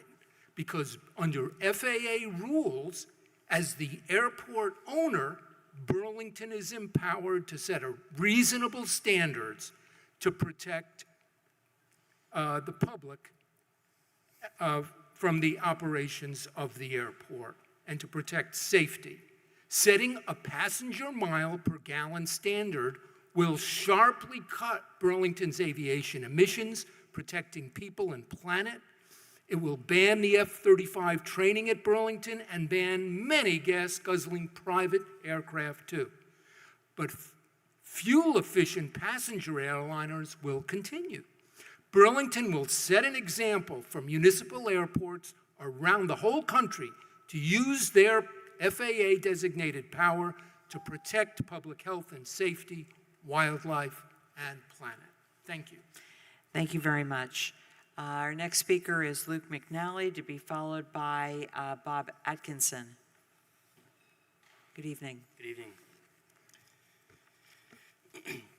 The Forest Inventory and Analysis Program data tells us that trees are increasing in volume and biomass in Vermont, while total forest land is decreasing in acreage, not because of forestry, but rather permanent development. What keeps me up at night is the conversion of forests to land uses that aren't forests. Allowing small business owners to generate an income from local forest products helps to assuage the financial pressure to subdivide and parcel forests into oblivion. Instead of saying don't cut trees, let's be additive. Let's plant trees. Let's empower our land trusts to protect more land and incentivize stewardship. Our forests have endured irrevocable change in the last 400 years. Vital tree crops like beech nuts and chestnuts have been robbed from our wildlife by forest diseases. Just leaving it alone and expecting it to rewild itself isn't going to get us where we need to be. At this juncture, only restoration can save us. The state of Vermont, the University of Vermont are both thought leaders in this space. We don't have 200 years to wait to grow old forest characteristics. Rather, we can start managing for forests that mimic these conditions right now. I encourage folks to check out this emerging field of managing young forests for old forest characteristics. There's a lot of great literature from UVM. I think Vermonters understand restoration through management. We've just been through Irene round 2. We understand that anthropogenic activity has made things worse, and that the same tools applied with a greater understanding of ecological processes can be employed to restore the complexity of our physical environment. All of this, and we're providing electricity without fossil fuels, and now we're going to use the heat at a hospital. However, it's dangerous to suggest that we can stop consuming Vermont resources and just get our energy and wood products from other countries where the regulations are a lot more lax than our own. This is the not in our backyard fallacy where we externalize the costs to poorer and developing nations. Thank you. Thank you. Thanks very much. So our next speaker is Bob Atkinson, to be followed by Caleb Quitner.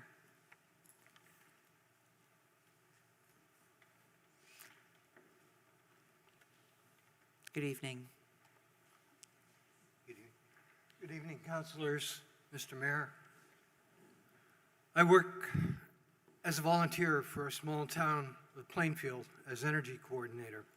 I've had that job for 14 years and probably a little more.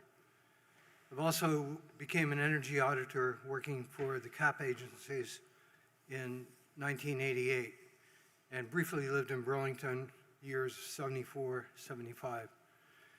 So I'm here tonight as a grandfather by marriage, and I try, since my retirement from the state of Vermont Agency of Transportation 2 years ago, to find myself busier than ever.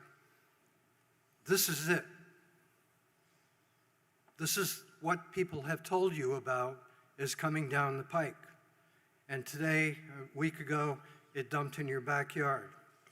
And if you don't believe that, just drive through the city of Montpelier, city of Barrie, and take a deep breath of the molding garbage that's been turned into garbage by high water. These are people's lives. These are people that can't go to work tomorrow morning. These are people that are hurting. These are people that don't have insurance to cover their loss. Every day, I wake up and I try to think, of what I can do the best in my life that I've got left to turn this beast around. Every night when I go to bed, I try to think if I've accounted to myself, to my grandchildren, and to the rest of the citizens of this planet and species of this planet to do the best job that I can. We all grew up under the drunken behavior of fossil fuels, and now we know that it's turned into a death project. They don't give a crap. The banks that fund them don't give a crap. We have administrations in the world that don't give a crap because they think that the fossil fuel money is their heyday. Bullshit. We need to keep going with due apologies for the word.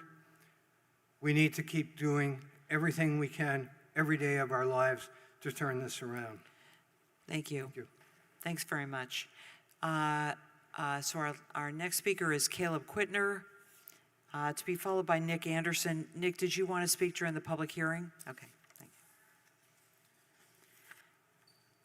you. Hi. Phew.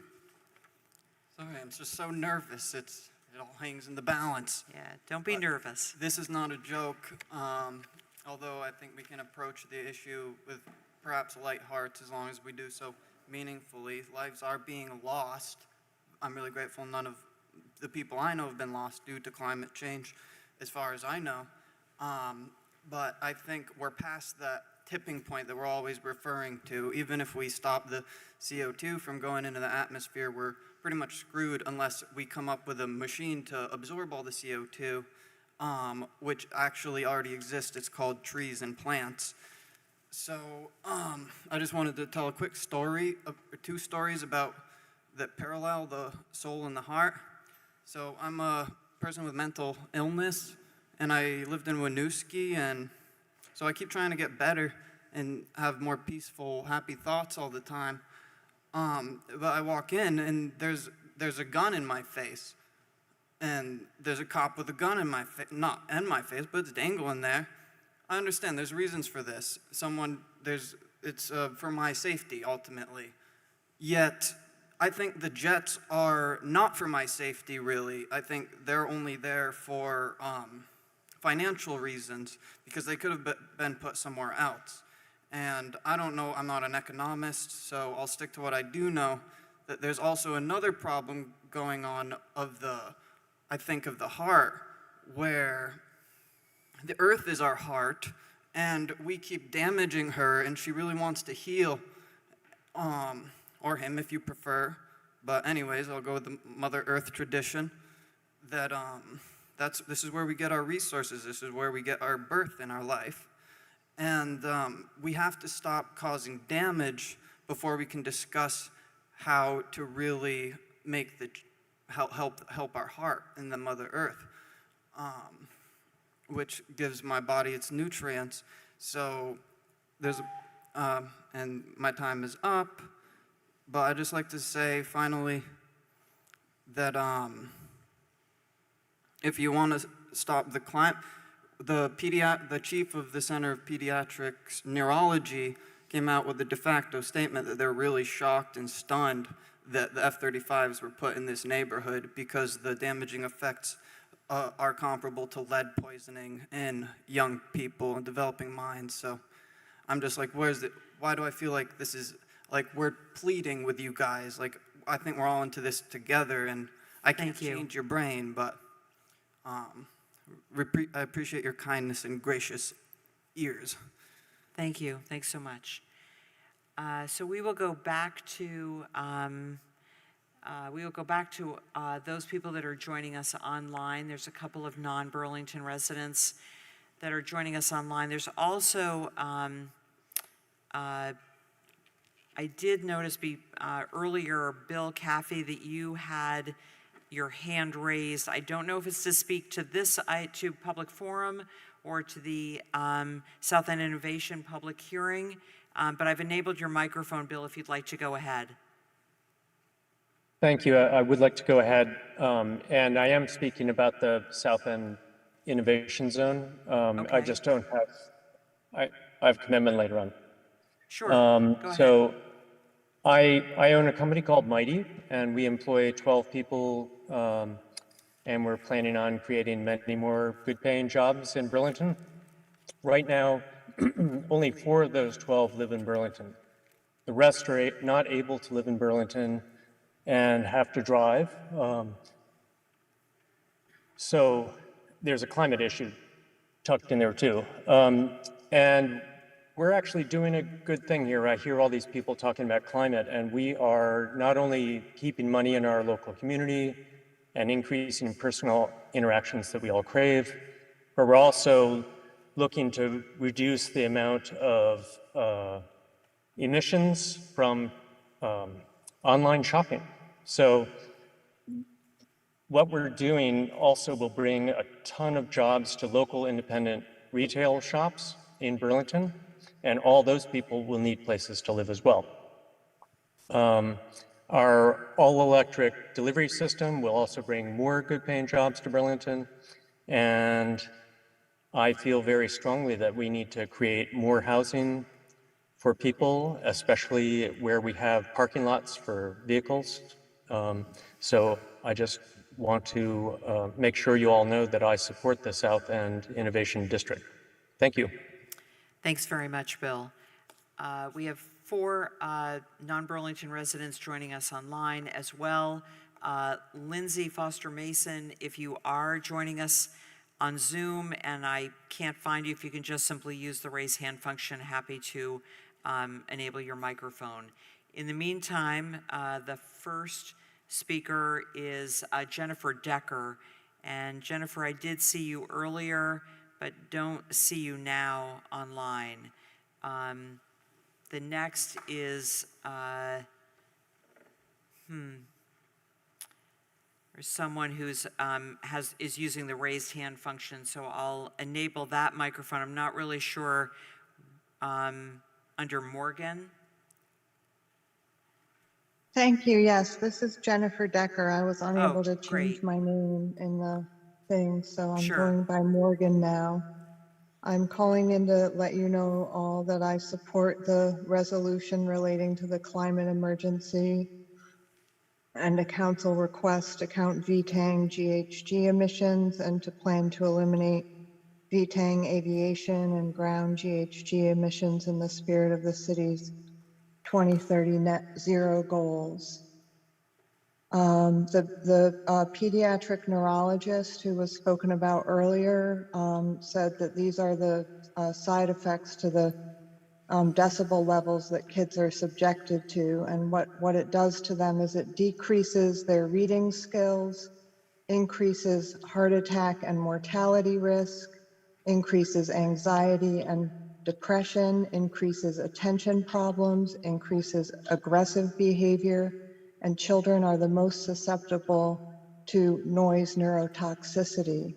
Add to that the crash risks over a highly populated area, as well as valuable parts of our state that may have less human populations, but good populations of the other species that help keep us alive. In addition, VTANG has poisoned the water, and we're in a neurotoxin crisis between lead, which is also emitted by the airline fuel, PFAS, and farming chemicals and pesticides. We need to build housing in places that are safe for people, that are far away from pollutants, far away from the noise pollution, and far away from the crash risk, and very far away from the military culture that this country has gotten way too comfortable with.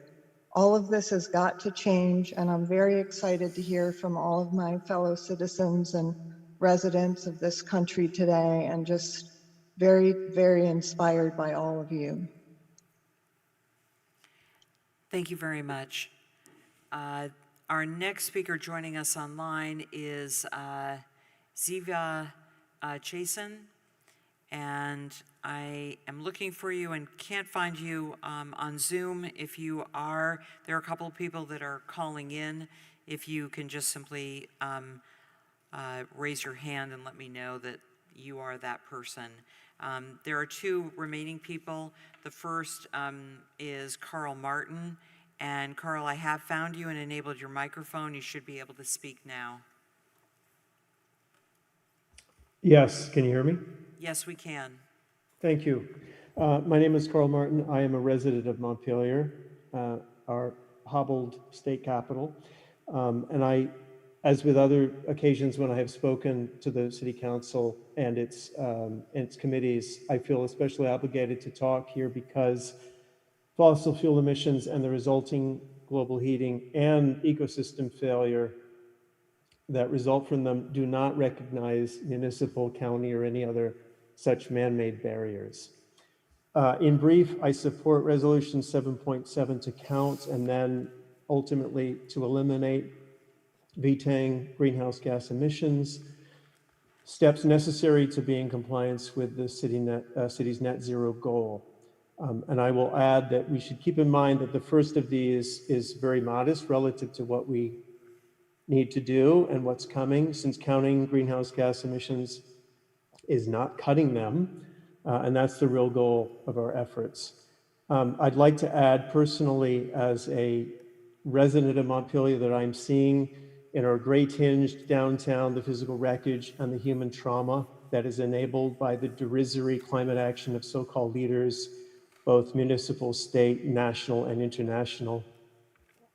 And finally, I must express my support for the UVM-MC workers who have spoken tonight.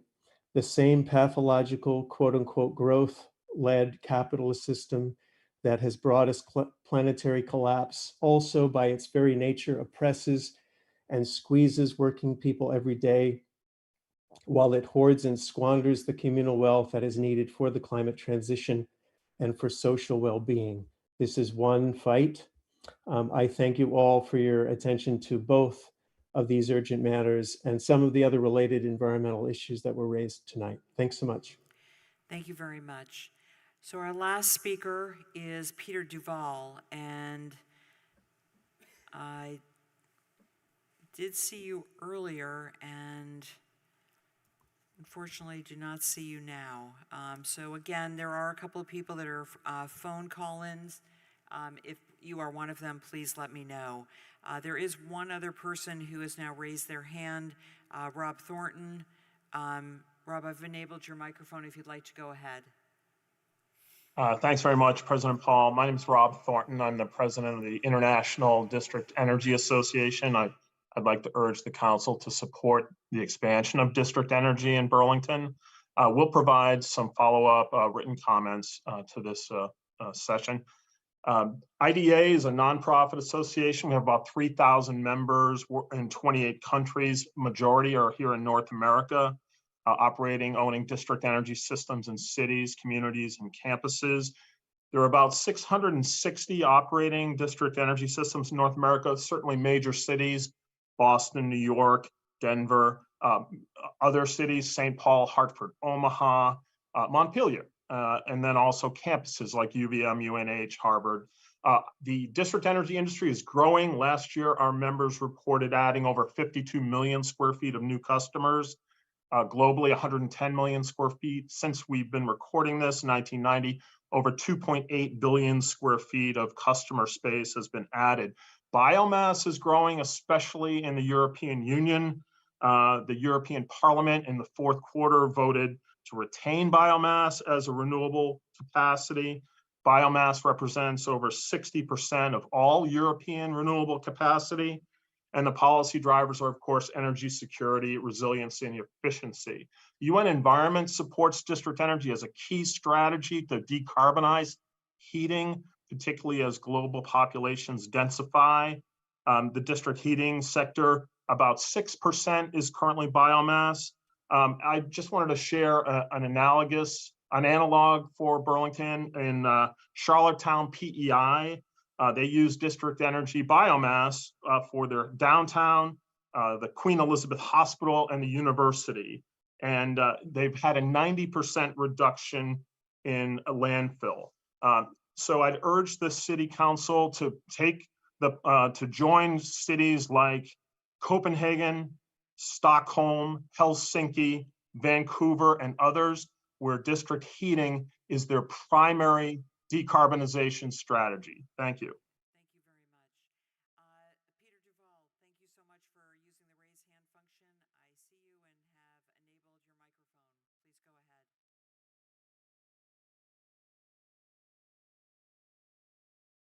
Greetings. Thank you very much. I'm Peter Duval, and I live in Underhill.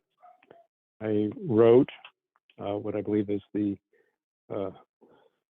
first and maybe only real assessment of plan for district energy in Burlington in 1992. And I just want to bring a historical perspective to McNeil and the steam pipe. And McNeil has always been a loser of a project. And we have to remember that Bob Young almost lost his job because of McNeil. And he was a pretty serious utility executive. And nothing's changed in all those years. It's always been a bad idea to burn down trees, to try to generate anything from them, steam, electricity, to cook with them. It's just wasteful and polluting. And what we need to do is recognize that you shouldn't be getting this information from advocates. It should be part of the package that is provided by the utility decision makers, the utility itself, the Department of Public Service. Every single one of these parties has a duty to the public interest and to fully evaluate all of the risks involved in these projects. And they have utterly failed. They've done it before on Seabrook, on the Vermont Joint Owners Contract, and now again with McNeil. It's everyone's responsibility, including the city council, to attend to the mismanagement and failure to be prudent and diligent on this project. Thank you. Thank you very much. And with that, and seeing no others, if there's anyone else who wishes to speak during public forum, now would be the time to raise your hand. And if you're in Contois, you can just raise your hand and then fill out the form after. Seeing no one, we will close the public forum at 9:05, and with our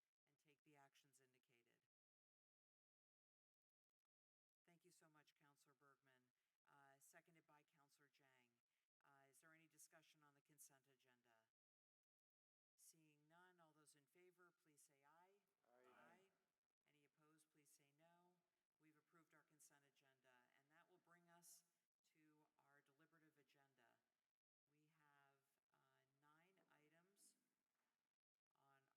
by Councilor Jang. Is there any discussion on the consent agenda? Seeing none, all those in favor, please say aye. Aye. Any opposed, please say no. We've approved our consent agenda, and that will bring us to our deliberative agenda. We have 9 items on our deliberative agenda, and before we open the public hearing, the first item is 7.1, which is a public hearing regarding ZA 23-01, which is the South End Innovation District. Before we open the public hearing, our Planning Director, Megan Tuttle, and Principal Planner, Charles Dilliard, are here with us. Megan, Charles, and you both have done an outstanding job of shepherding this zoning amendment forward. I think it would be helpful, and I imagine that you are planning to begin the item by giving us an overview mostly of the amendments that we will be voting on this evening, as well as if you do wish to make any comments on the underlying ordinance.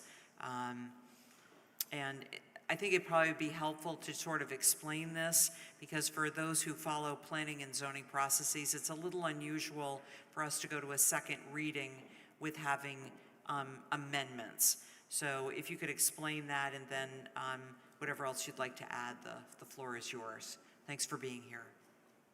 All right, thank you, President Paul and councilors. Charles is going to pull up a few quick slides, just 2 slides, to walk through the information that President Paul requested as soon as we can share the screen. I think one of the things that we just want to quickly share is how the amendment has evolved since the last time you talked about it as a result of your ordinance committee's work, and what looks different about it from their collective effort. And then we will also tee up and let you know what the additional proposed amendments are that are on the agenda for tonight. So go ahead, Charles. Right, so the Ordinance Committee introduced several changes to the amendment that include the following. So the first, there were adjustments to the sort of aspirational statements that are standard for all the zoning districts in the ordinance. So those were altered slightly. The revised height map, if you recall, there's a height map that regulates where 4, 6, and 8-story buildings are permitted, and there were limitations on where 8-story buildings would be permitted, specifically north of Lakeside Avenue. The committee also modified options for reducing non-residential space in buildings to achieve more community benefit. We'd be happy to explain those in more detail later.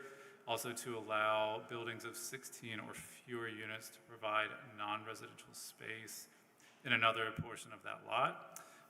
Various uses that were not previously proposed to be permitted are now in the permitted use category. The floor area ratio, which is a regulator of building bulk and density, was increased modestly from 2.25 to 2.5 to account for exactions of land in the dedication of right-of-ways. The urban form standards were tweaked as well to allow courtyard buildings and also to streamline some of the green building standards for those tallest buildings. And finally, staff recommended some clarifications and tweaks to some terms in the definitions portion of the ordinance, and also to allow rail corridors and the district's many natural and sort of environmental barriers to account as a sort of block boundary in the block perimeter standards. And one quick thing that I'll just note while Charles transitions to talking about the amendments is that these were really the key things that we thought were of the greatest substance to highlight for you in terms of the changes the committee made.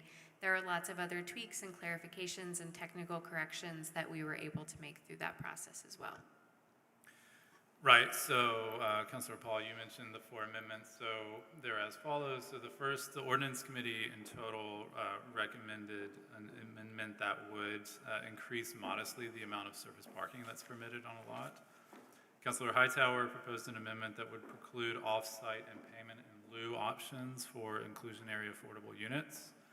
Councilor Shannon proposed an amendment that would prohibit dormitories in the South End Innovation District. And finally, Councilor Traverse proposed an amendment that would return lodging to the permitted use table with some restrictions that are outlined here. They would only be permitted south of Lakeside Avenue and would only be able to account for up to 80% of the gross floor area of the building in which they're located.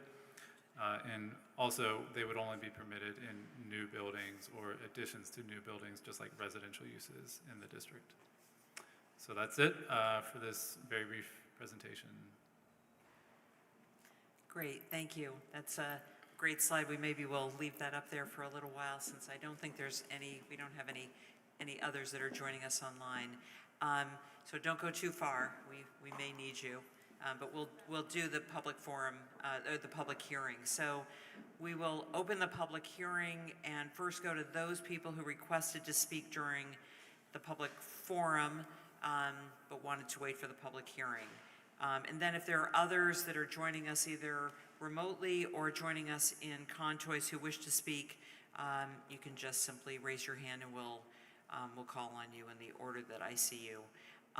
At the advice of the city attorney, we are going to have a 2-minute time limit, which does meet the reasonableness standards for a public hearing. So we're going to set the timer at 2 minutes. And the first person who wanted to speak during the public forum is Colin Larson. Thank you so much for your patience in waiting. Hey everyone, I'm Colin Larson. I live in Ward 7. I followed this ordinance through a lot of meetings, which is kind of tough to do as a private citizen and to understand, and it's mostly because I have too much time on my hands. I'm going to say that I support it. Generally, I think that you should do your darndest to pass it tonight because we need the housing. I shouldn't have to impress upon you the urgency of this crisis. I do want to take a second just to say that I was disappointed in the slowness of this process as a whole. I have an abiding respect for the professional staff in the zoning department who had to explain a lot of this stuff over and over and over again to in multiple meetings, some of which I think were redundant. So, you know, I think following this passage of this ordinance, hopefully, I think that the city council should really take a hard look at permitting and procedural reform for all of these sorts of upzoning projects, housing projects, and especially infrastructure projects that we can designate to address, you know, climate emissions. So I'm talking about whether it's transit improvements, pedestrian improvements, cycling improvements. You know, it can't take 10 years to get an upzoning ordinance passed. It can't take 10 years to get a bike lane built. We're not going to get anywhere if we keep doing that. In sum, you know, pass the ordinance. Empower yourselves to move a little faster, because I'm sure many of you are also frustrated. Thank you. Thank you very much. Our next speaker is Colin Hilliard, to be followed by John Callow.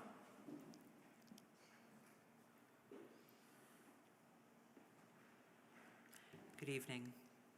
Hi, Colin Hilliard, Deputy Director of the Burlington Business Association. I'm also a Ward 3 resident. I spoke on this today at the press conference, so I'll try and be super brief. The BBA is enthusiastically supportive of this amendment. As the other Colin said, I think this is a long time coming. Starting back in 2021, I believe, is when we started community discussion on this. And just would like to remind the council that the community feedback did show a preference for a mix of 4, 6, and 8 stories. So I'm excited to see that this proposal does still include that. We submitted a letter from a number of area businesses employing over 1,000 people who've signed on in support of this. We desperately need this housing. Our businesses need this housing. Workers need this housing. And so, yeah, just hopeful that we can pass this tonight. Thank you. Thanks very much.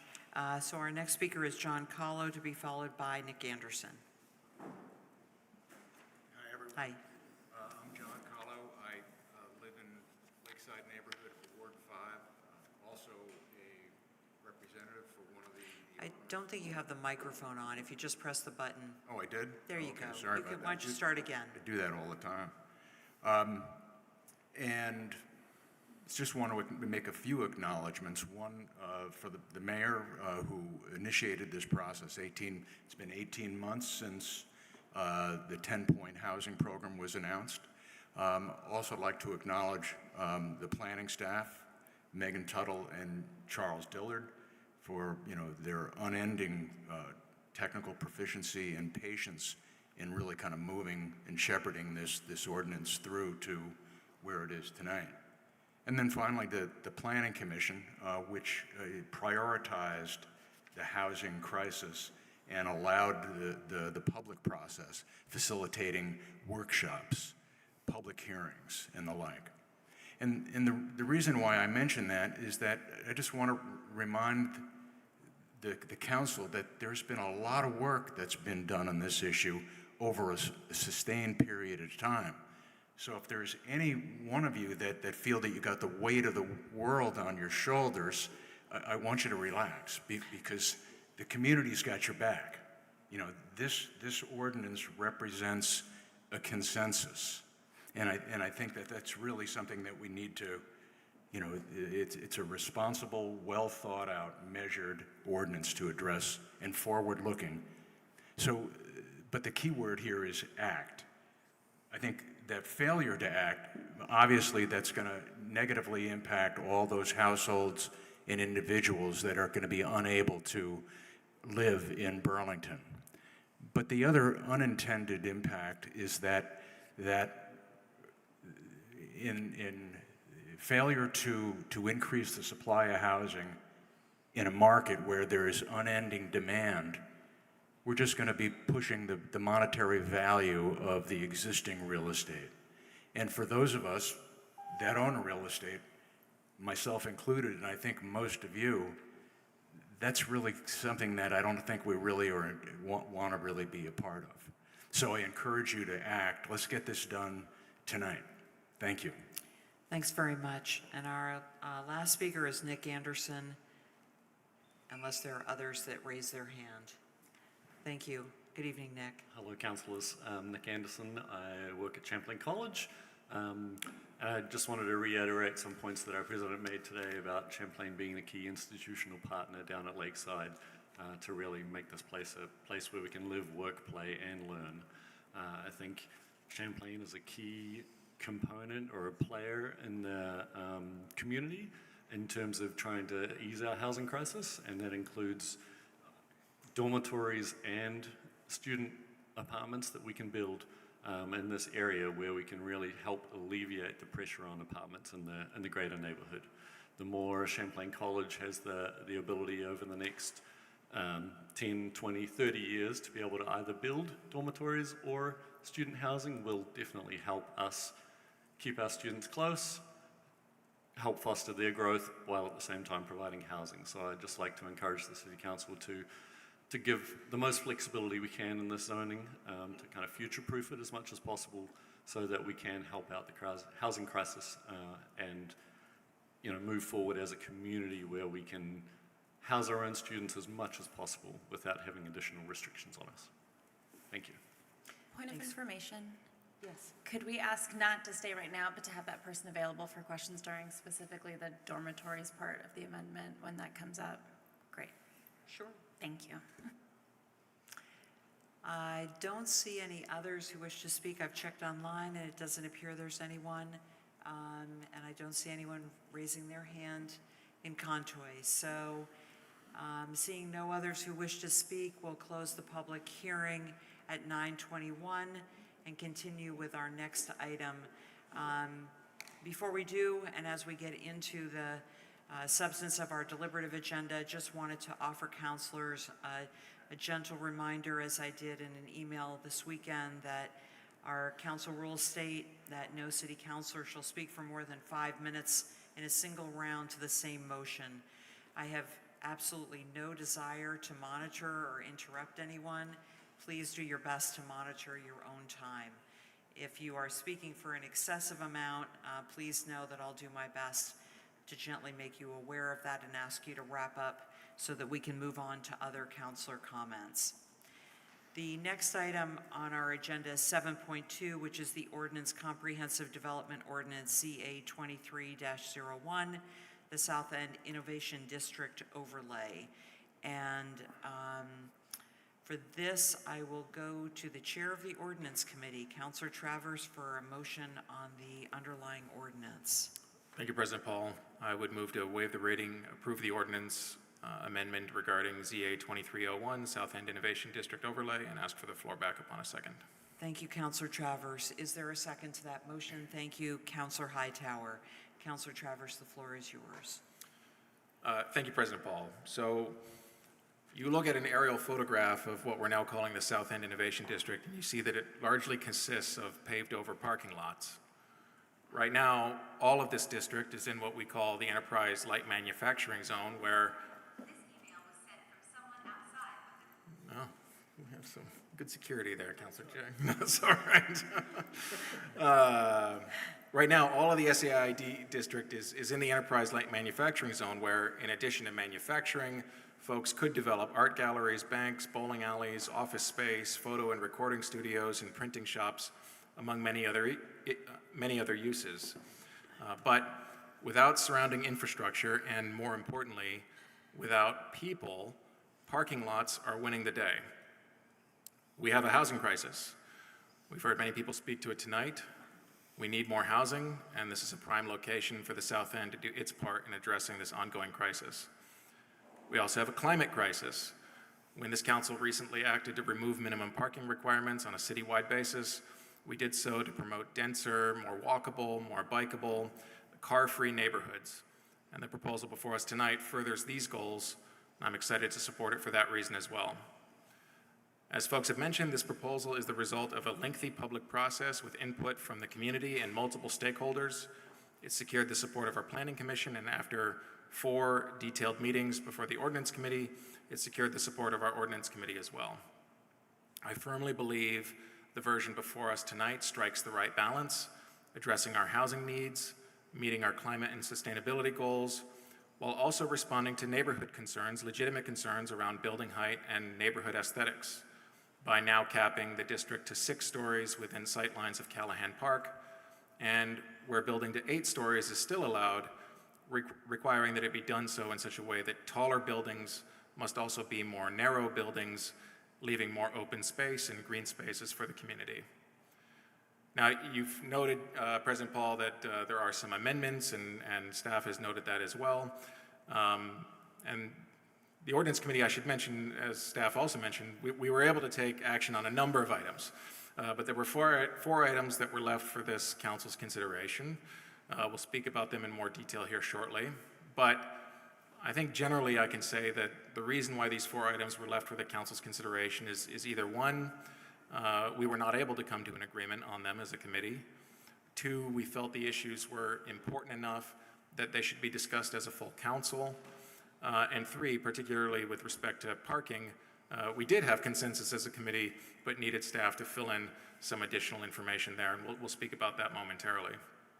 But before getting to the amendments and any further discussion on the matter, I do just want to say that I applaud the mayor's administration, particularly Director Tuttle and Planner Dillard. Do we call you Planner Dillard, Charles? Is that Principal Planner Dillard? For truly your excellent work to build the framework for a new community full of new people that will further support the South End's place as a place for arts, for culture, for makers, and for entrepreneurs. So thank you for your work before, leading up to tonight, and no doubt your work going forward. Thank you. Thanks very much, Councilor Travers. Thanks for that overview, and certainly kudos to the entire Planning Ordinance Committee for their work. So the first of 4 amendments was requested by all 4 members of the Ordinance Committee. So Councilor Travers, I'm hoping that you would be willing to move that amendment. This is the one identified as SEID Amendment CCOC. It took me a while to figure that out, but that's City Council Ordinance Committee. So if you were willing to move that, please. Unless there's someone else that you would prefer to do that. No, I think that makes sense. This is with respect to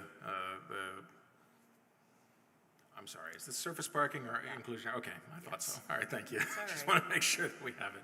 So we would move to amend the underlying ordinance to include the amendment identified as the SEID Amendment CCOC with respect to surface parking requirements, and upon a second, believe that Director Tuttle and Charles would be available to explain the specifics of that amendment. Great, thank you, Councilor Travers. Is there a second to that motion? Seconded by Councilor Shannon. Did you want to, I take it you don't want the floor back, you just want to give them the opportunity to speak to this. So maybe you could just give us a quick overview, and then we'll go to councilor questions if there are any. Of course. So previously, 20 spaces, surface parking spaces, were to be permitted on a lot. And in the course of the discussions, I think that number just felt a little too low and too restrictive, especially in light of potential subdivisions of lots or assemblages of lots. And so we were directed to sort of do some math to sort of figure out a little bit more flexible method for this. And so it is 25 spaces or 15% of a lot's area, whichever is greater. So I think it's a modest increase, but it does allow, I think some needed flexibility in light of some of the development types we're likely to see. And it also includes a reference and clarification that this cannot be used to exceed the maximum parking limits that would otherwise be allowed. Okay, thank you so much. Are there any councilors who have questions of the planning staff or comments on this amendment before we would go to a vote on the amendment? Okay, seeing none, we'll go to a vote on the amendment. All those in favor of the amendment as presented by Councilor Travers, please say aye. Aye. Any opposed, please say no. That passes unanimously. So that amendment is now part of the underlying proposed development ordinance. The next amendment is SEID amendment as proposed by Councilor Hightower. Councilor Hightower, if you want to move the amendment, and it says SEID amendment Hightower, then we'll go to a second on that, but I'll give you the first, if you'd like to move that amendment. Great. I'd like to move SEID amendment Hightower to amend line 218 in the proposed amendment to prohibit the inclusionary zoning offsite and payment in lieu options in the ESEID. Great. Thanks, Councilor Hightower. Seconded by Councilor Travers. Councilor Hightower, did you want the floor back, or we can go to the planning staff? If you have anything you wanted to, certainly the floor is yours. I will happily speak to this because I have a few things to say about it, because I think it's also part of a larger issue, and this wasn't part of the public discourse, so I think there's this was not one of the, I don't think it met any of the criteria that Councilor Travers just mentioned. This kind of came up in between when it left ordinance and when it came here, which I think also speaks to sometimes the length of the process. Despite how many hands touch it, still doesn't actually quite meet the needs of all of our residents. And I think especially this didn't necessarily meet the needs of our residents who maybe can't afford to pay more than $1,400 a month for a 2-bedroom. But in short, I do feel hopeful that that this will pass. It's an amendment closing what I consider to be a loophole, because at its core, it allows developers to pay between $35,000 and $70,000 instead of building one unit inclusionary zoning. And the whole time, we need housing, but we also need affordable housing. And I think our inclusionary zoning ordinance is one of our few pathways to making specifically the affordability happen. And a major reason that I heard a lot of support for this is that we continued to say throughout all of these processes that we were going to have 15% affordable housing as part of this. And I think with allowing payment in lieu especially, that would not be the case. And also I think the South End, if the South End Innovation District becomes what we hope it will become, I think it wouldn't even meet the eligibility requirements for having it offsite or having payment in lieu. So I think we should just preemptively get rid of that as an option. And I think there was also conversation about if we should amend it as part of today or if we should just fix the inclusionary zoning ordinance. And while this was an ordinance that was changed just before I came on the council, and I'm a little bit ashamed that the payment in lieu is still an option, and I do think we need to work through this ordinance to make sure, come up with some win-win solutions like we recently passed with the small units being able to be smaller. I do think it's important that we pass this tonight to make sure that we're not giving an option where we're paying an average of $50,000 a unit until we fix the inclusionary zoning. So I hope everyone will support this, and I think it does close an important loophole to make sure that we do get 15% affordable units in the South End Innovation District. Thank you. Thanks very much, Councilor Hightower. Are there any other councilors who wish to comment on this amendment? Councilor Shannon, and then we'll go to Councilor Carpenter. Thank you, President Paul. I want to commend Councilor Hightower for figuring this out. One of the challenges we have whenever we're reviewing an ordinance is there's a lot of cross-references in that, and that's not generally what is presented to us, not just in this case, but in any case. So I do support this. I had some hesitance about supporting it because I think that the SEID should adhere to the same standard that we have kind of across the city. And really this should be fixed at the city level, not just for this district. But I do agree with Councilor Hightower as we move forward with this. I think the only practical way right now to address this, and as far as I know, it's always been the intention to build that affordable housing on site. So I do think it should be addressed here. Thank you. Thanks very much, Counselor Shannon. We'll go to Counselor Carpenter. Thanks. I was just going to say something similar, and I appreciate Council Hightower calling it up, and I'm, to tell you the truth, very embarrassed that we didn't discuss it. I think there was an assumption that this new zone, now no longer commercial, but highly residential, would have the same kind of IZ requirements that we're seeing in City Place and Cambrian Rise. And to be honest, it kind of blew by us. So I do think this is the fix for now, and there are conversations probably to be had about the whole IZ ordinance on a parallel track. Thank you, Counselor Carpenter. My apologies. Mayor Weinberger. Thank you, President Paul. Appreciate the chance to weigh in on this issue. I support this amendment as well, in that I think it's the quickest way to ensure that the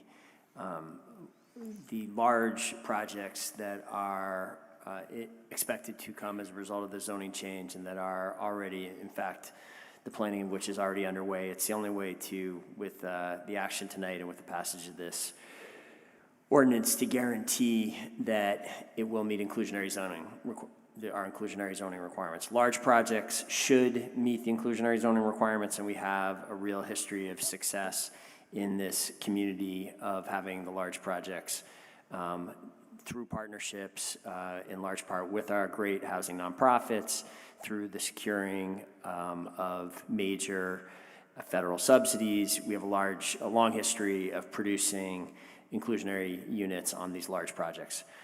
What we don't have almost any history of is small projects producing inclusionary zoning units with just the market doing that. We have just a handful of examples, and that's the reason why our predecessors just a few years ago did pass this inclusionary zoning ordinance that does have an in lieu payment in some circumstances. I don't think we define that right. I think that is an issue that we need to go back to. I think there really comes down to this project size test, and that project size test is not in the ordinance. So I do think there's unfinished work that needs to be done, and I don't think we should kind of demonize the idea of an in lieu payment, in that without, in certain situations, under the way our city currently works, if we don't have that, we end up with no housing at all getting built, and that's not a good outcome for anyone. So I support this action tonight. We have more work to do on this going forward. Thank you very much, Mayor Weinberger. If there are no other comments from the council, we'll go to a vote. So this is on the Hightower amendment. All those in favor of the motion, please say aye. Aye. Any opposed, please say no. That motion passes unanimously. So the Hightower amendment is now part of the underlying proposed development ordinance, which brings us to the third amendment as proposed by Councilor Shannon. Councilor Shannon, if you could move the amendment as identified as SEID Amendment Shannon. Yes, I'd move to eliminate dormitories from the list of permitted uses and ask for the floor back after a second. Seconded by Councilor Bergman. The floor is yours. Thank you, President Paul. I just want to say, am I the only one ringing here? Is in my ears or not everybody else's? The public mics are doing it a little too. Okay, maybe a little more distance between us. Let me know if that has a negative impact. I was asked, would you prefer having dormitories or unsupervised student housing in this district? Unsupervised student housing is allowed in this district. It's not a trade-off with dormitories. They can be built anywhere. And I also want to say that I don't see dormitories per se as problematic. Well-managed dormitories are needed in our community.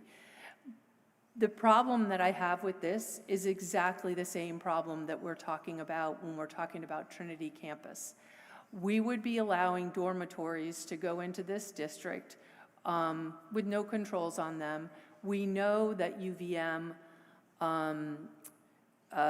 generally only commits to housing their students the first 2 years, that they can expand their dormitories, and this is the only form of housing that can actually increase our housing problem, in that that allows them to expand their student body and not house the juniors and seniors. That has not been the practice of Champlain College, and Champlain College is a property owner down there. That is not to say that UVM can't become a property owner in this area. And it's also been said to me that UVM has not expressed any plans to build dormitories in this area. Up until now, they haven't been allowed. So it doesn't surprise me that they haven't had plans to build dormitories in this area. I will also say that none of my constituents knew we were talking about building dormitories in this area, I think, until I alerted them on Front Porch Forum. This is a little known detail, of which there are many in this ordinance. But this is also not a NIMBY issue for me as somebody who lives next to this district. I am asking for the same policy here and same practices as I have defended for Ward 1 residents. But I would not think that putting dormitories down here necessarily is not a problem for other areas of the city, because the students housed in them are not necessarily going to be housed in them for 4 years. So I also think that Burlington should be cognizant of the impacts of expanding our universities. It is great to be a college town, and there are many benefits that we have in being a college town. And I have a daughter that age with many friends that age.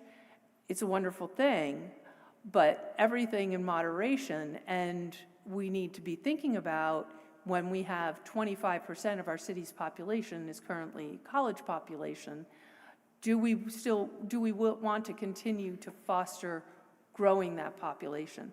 I think it deserves a whole lot more discussion at a minimum than what we've had in this case. So I'd ask for the council's support in eliminating dormitories as a use in this district. Thanks.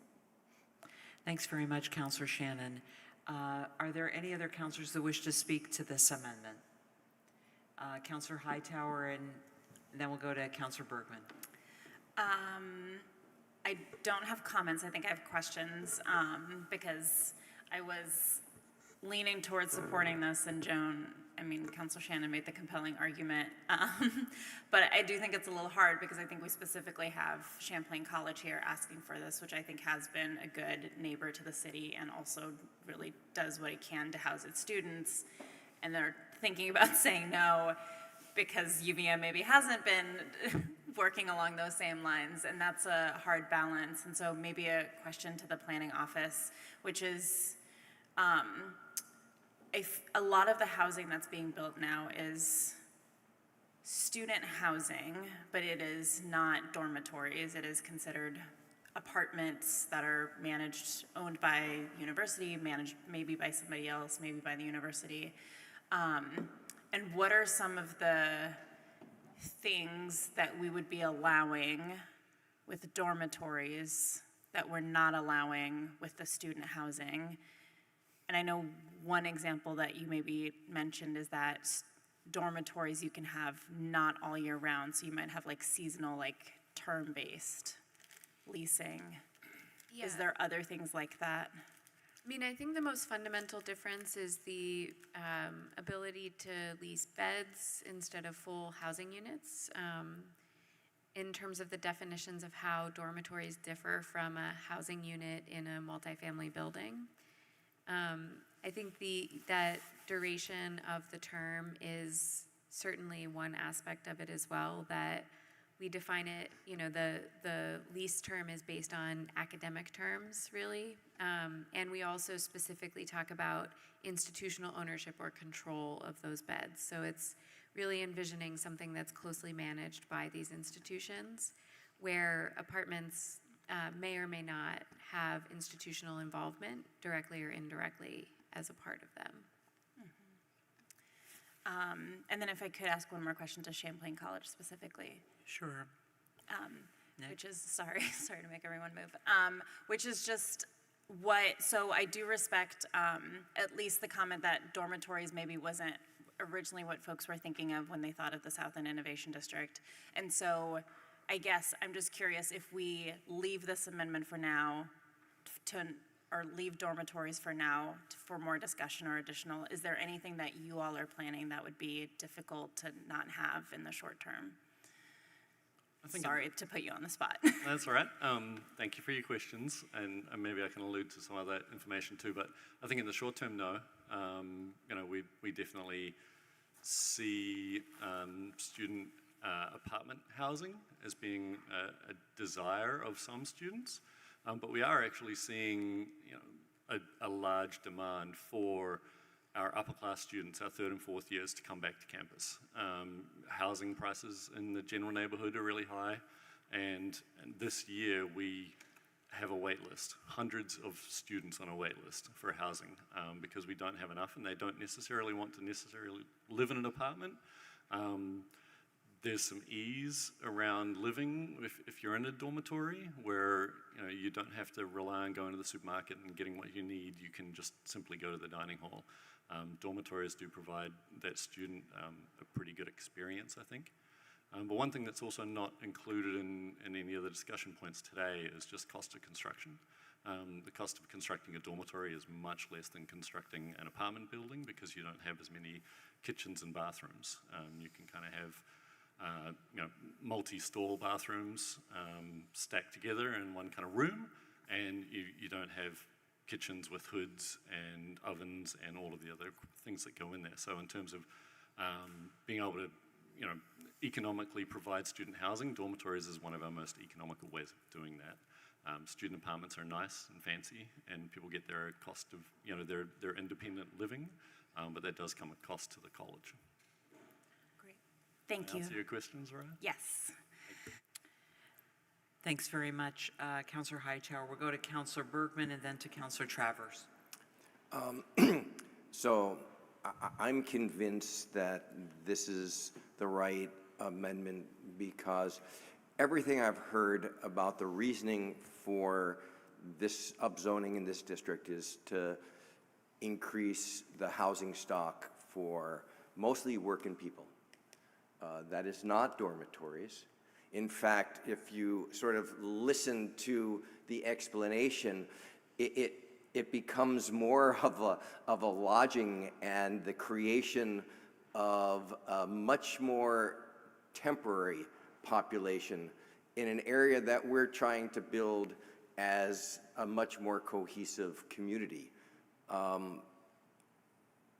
just think I'm pleased that Champlain is interested in building student apartments. I think that is good.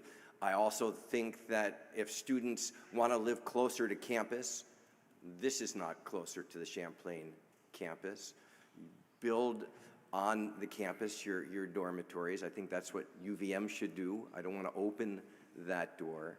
And it just seems to me that we need a massive amount of affordable housing and housing that average working people can afford in the city.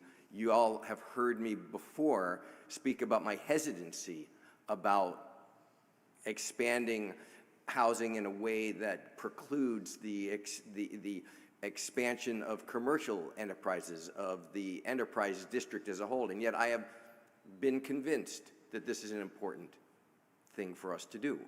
So I really believe that allowing dormitories here undermines that, and I just ask us to close that loophole and not allow that to happen. Thank you. Thank you, Councillor Bergman. We'll go to Councillor Travers and then Councillor Carpenter.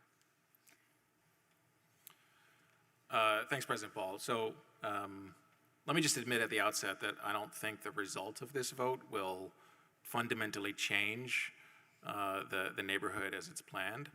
But I respectfully will be voting against it. Many in our community have been saying for some time that we want the city's colleges and universities to take more responsibility for housing their students. Dormitories are certainly one way to do that. We allow them, of course, in our institution zone, but I think it's important to point out that if you look at our use table, we also allow dormitories right now in our neighborhood activity centers. So dormitories are already allowed in the south end, correct me if I'm wrong, but I believe on the neighborhood activity centers in the south end, at Flynn and Shelburne Road, in the Price Chopper Plaza. Folks may not know this, but we allow dormitories in the new north end. If folks wanted to build a dorm next to the bagel, they could go ahead and do that tomorrow, submit an application. We also allow dormitories right now along Riverside Ave, at least as long as it's in a lot that's contiguous to an existing institution. Now, leaving dormitories off the use table does not mean that Champlain College or UVM isn't necessarily going to build student housing there, nor that we won't end up still having a student population in that area, which I would welcome a student population in that area. If we leave dormitories off the list, I suspect that if I was Champlain College, I would just build apartment-style living that's managed by a private developer, like what happened with Champlain College's great development and building on St. Paul Street. But in terms of, I mean, Councilor Shannon noted it, and to me, I think it is a reason to allow for dormitories, because in my own mind, you know, for those constituents that have reached out, because some folks have reached out with concerns around having more students in this neighborhood, my response to them is, wouldn't you rather have a dormitory that is actively managed by the college, that is owned by the college, that has residential assistance on site, that if there are concerns around students on the neighborhood, we go to the college who manages the building to respond to that, as opposed to a private developer. And to those constituents that have raised concerns along those lines, that is my reason for voting against this, among others, as to keeping a dormitory on the list. Thank you. Thanks very much. We'll go to Councilor Carpenter and then to Councilor Grant. I believe you had your hand up. Yes. Councilor Carpenter. Thanks. I was going to agree a lot with Councilor Traverse and point out, which I've researched a little bit, that there are other opportunities for dorms in the city, and the institutions haven't chosen because there's no particular attachment. They'd be sort of orphaned. I think the work that Champlain's intending to do down there in conjunction with some of the other tech programs is a good step forward. I think it's important to point out that Champlain does not have land on its campus to expand in, so they'd be forced, if you would, to maybe put one down by the bagel or on Riverside Avenue. So there's some logic, and I think it's a little disingenuous when we've been pushing the institutions to house their students to then say, oops, but they can't go down into the land that they own. So I don't, as they have said, they're not going to rush to do it, but I think it is an important option, and I do want to point out, as was said to us, it's a less expensive option, and I think we need to be encouraging those for the sake of the students as well. Thanks. Thank you, Councilor Carpenter. We'll go to Councilor Grant and then perhaps to a vote. Thank you. So a few things. I don't believe that dormitories should be allowed in this area. I think that the very fact that we hopefully, after we get through 2 of these amendment discussions, will end up with housing that we desperately need. We will end up with students living in that area. We already have a large number of upperclassmen, very much in certain neighborhoods, but scattered through Burlington. And I think we will be supporting students in that area by increasing the housing for upperclassmen. I am really concerned. One of my little projects is pilot funds, payment in lieu of taxes. And when you look at how much real estate value is not getting anywhere near what the properties are worth, the inflationary percentages that are locked in are shockingly low. And I just feel that everything that goes up needs to be part of contributing to the property tax base. So that's another concern that I have. And we do have a lot of other areas, as was just said, where dorms could go up. I just feel there's too many other things that are up in the air with regards to the control of enrollment, which is really affecting the housing crisis in the city. Thank you. Thank you very much, Councillor Grant. Are there any other councillors who wish to speak to this amendment before we go to a vote? Seeing none, we will go to a vote. All those in favor, well, actually, since it appears as though this will not be unanimous, I guess we can try the raise hand approach. All those in favor of the amendment, the Shannon amendment, please say, please raise your hand. That is 1, 2, 3, 4, 5. That is 5, 6. All those who are opposed to the Shannon amendment, please raise your hand. 2, 3. Okay, we have 6 to 6, so the amendment fails. So that amendment will not be part of the underlying proposed development ordinance, which moves us to the final and fourth amendment, and this one is the one that is called SEID Amendment Traverse. So, Councillor Traverse, I'll go to you for a motion. I would move to amend the underlying ordinance as outlined in SEID Amendment Traverse to add lodging back to the permitted use table with certain conditions outlined as a footnote to the use table, and would ask for the floor back upon a second. Great. Is there a second to that motion? Seconded by Councillor Carpenter. Councillor Traverse, the floor is yours. Thank you, President Paul. So the amendment has my name on it because I'm the one who submitted it.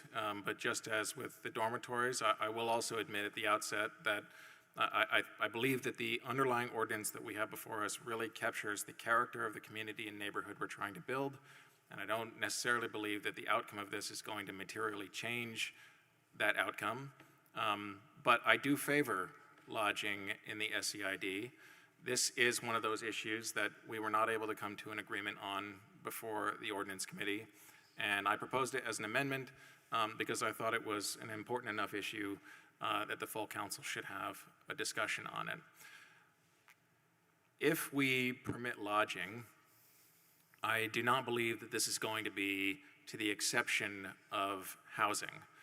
Rather, what we've seen in other developments here in Burlington and what we've seen in other innovation districts around the country, this innovation district is not an innovation of Burlington, you see it in other places as well, is that lodging is used as a way to complement the amount of housing that is constructed, both to bring more people to the neighborhood as well as to assist in the financing of housing development. And for that reason, I support it.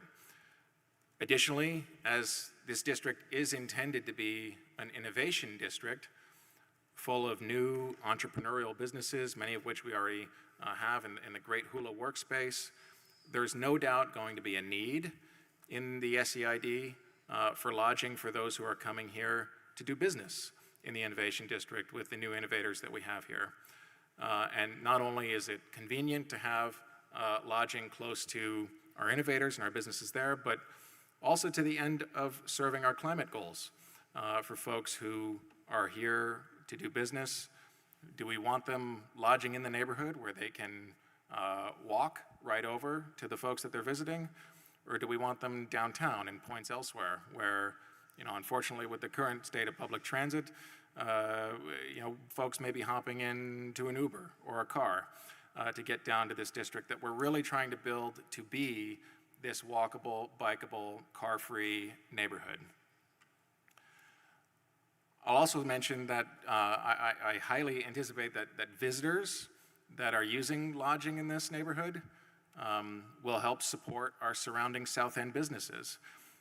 Some concerns raised by neighbors were that by building residential buildings higher, that those who are living in apartments on the higher floors may be less engaged in the streetscape, may be more likely to sort of hole up on the top floors. I don't know that that's necessarily going to happen, but what I do know is that folks staying in the hotels, if we allow them here, are unlikely to be holed up in their hotel room. These are folks who are going to be engaged in the streets, going to the new uses that we have here in this area for non-residential purposes, and again, supporting our other South End businesses and other businesses around the community.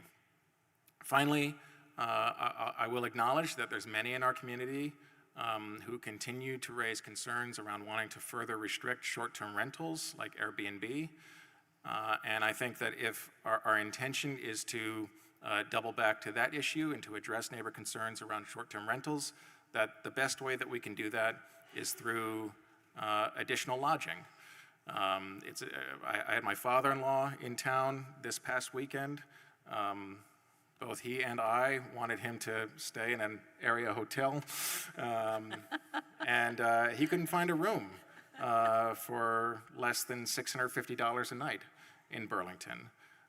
We have a vacancy issue in our lodging here. We can use more lodging and think that it would be a supportive use here in the SEID. I will say that different than the proposal that came before the Ordinance Committee, there are some further restrictions that are contained in this amendment.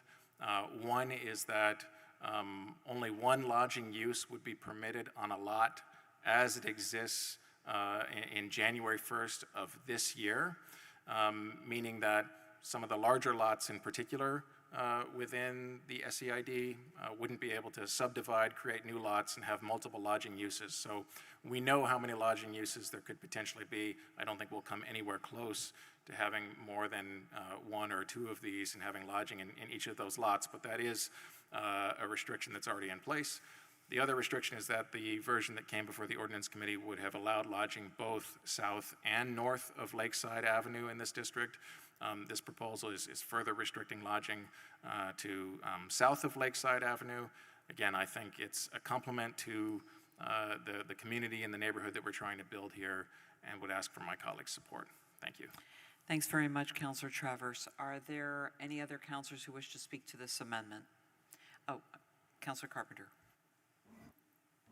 Thanks. I think Councilor Travers said all that I would have said, and again, I encourage the support. And just relative to Councilor Grant's perspective on contributing tax revenue, I think this is a very complementary use in a modest way, and would be a good addition if we want a fully rounded neighborhood. Thanks very much, Councilor Carpenter. Councilor Grant, and then we'll go to Councilor McGee. Housing, housing, housing, and more housing. I think that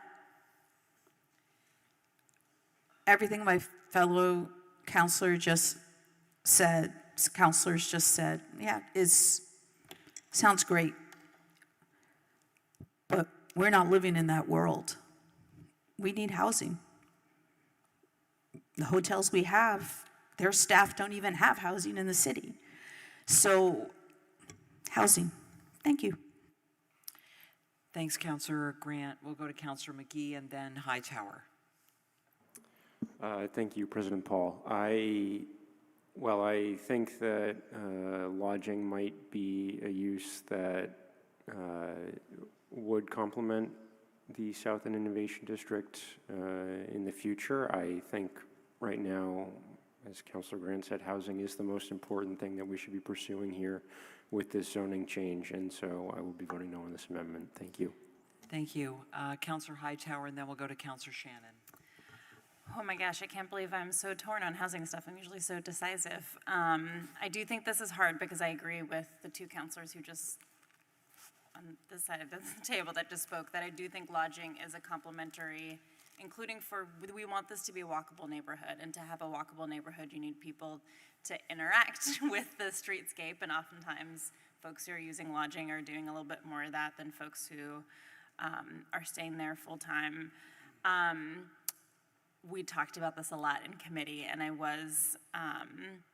do think it's compelling. I thought that there would be maybe one lot that really worked, that could really hold like a large hotel, but looking at, again, there's 3 lots that are over 2 acres, which could be easily 3 hotels.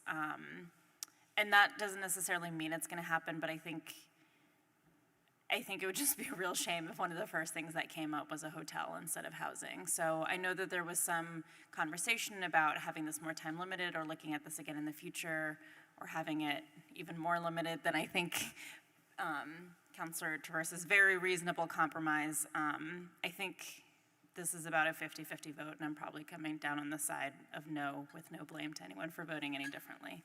Thank you. Thanks, Councilor Hightower. We'll then go to Councilor Shannon and then to the mayor. Thank you. I would say that there is no question that there's demand for lodging.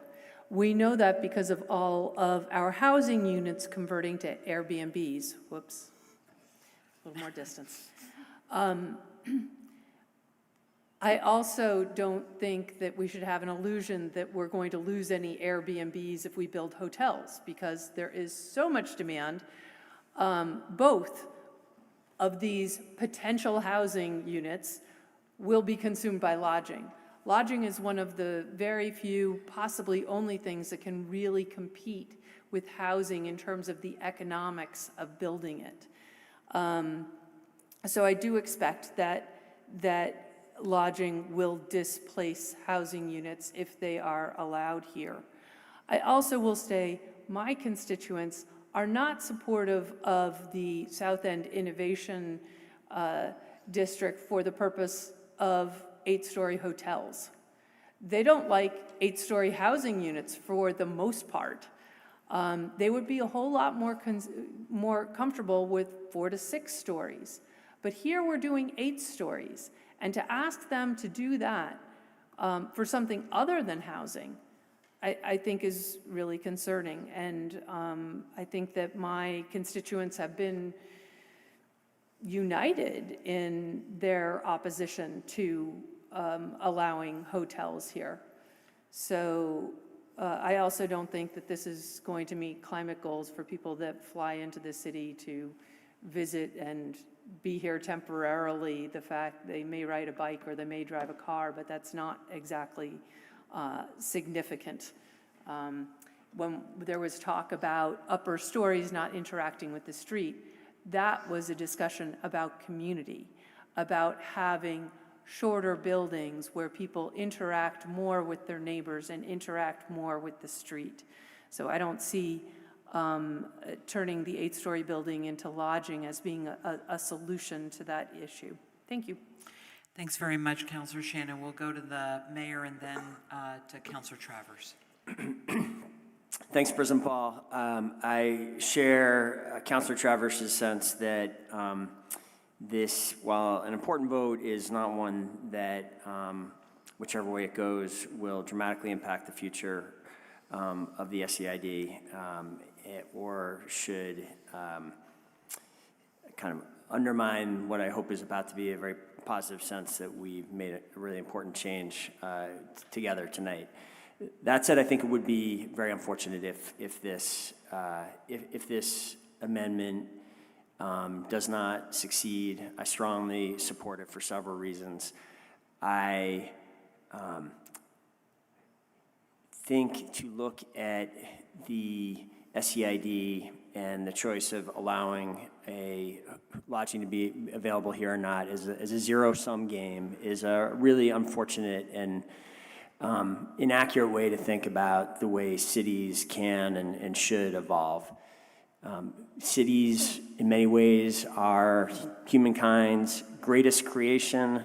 They are, when they are healthy and they run right, they evolve and they change and they can accommodate more and more and greater and better and different uses. And that's the way our city should operate. It doesn't feel like it's operating that way currently. We do have something of a zero-sum game in our current housing market because we have written too many rules and we've gotten in the way of the city evolving the way it needs to. And we're, I think, on the verge of making that mistake again. This is not, I certainly do not agree with this being a pro-housing vote to vote against this amendment. I actually think in several ways it's going to have negative housing impacts in the ways that cities actually work and function together. One being that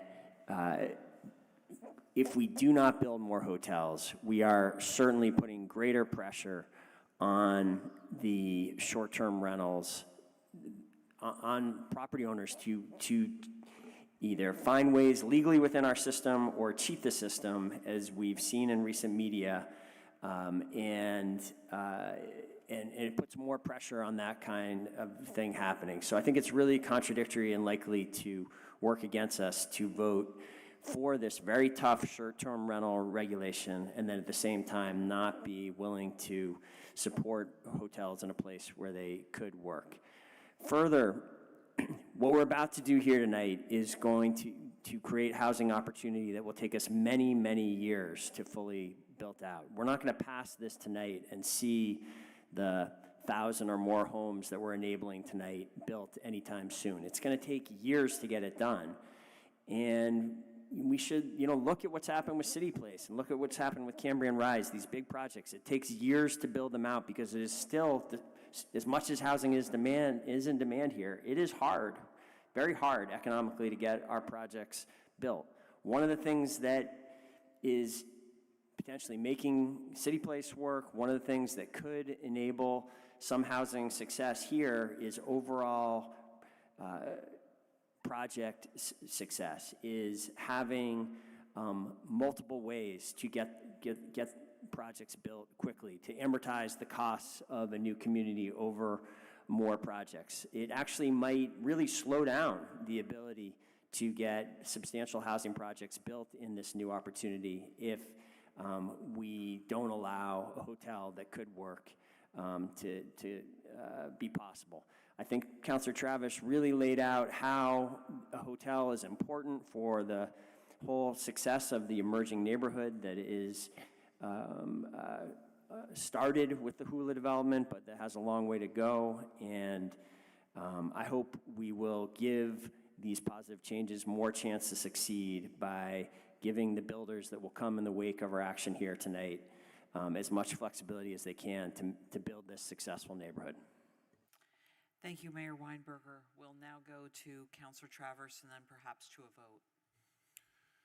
Thank you. I just, in hearing Councilor Shannon's points, which I deeply respect and understand the concerns and believe that she's accurately representing the concerns of many of our constituents. I need to acknowledge a certain level of awkwardness here because Councilor Shannon and I share the same constituents, at least in Ward 5.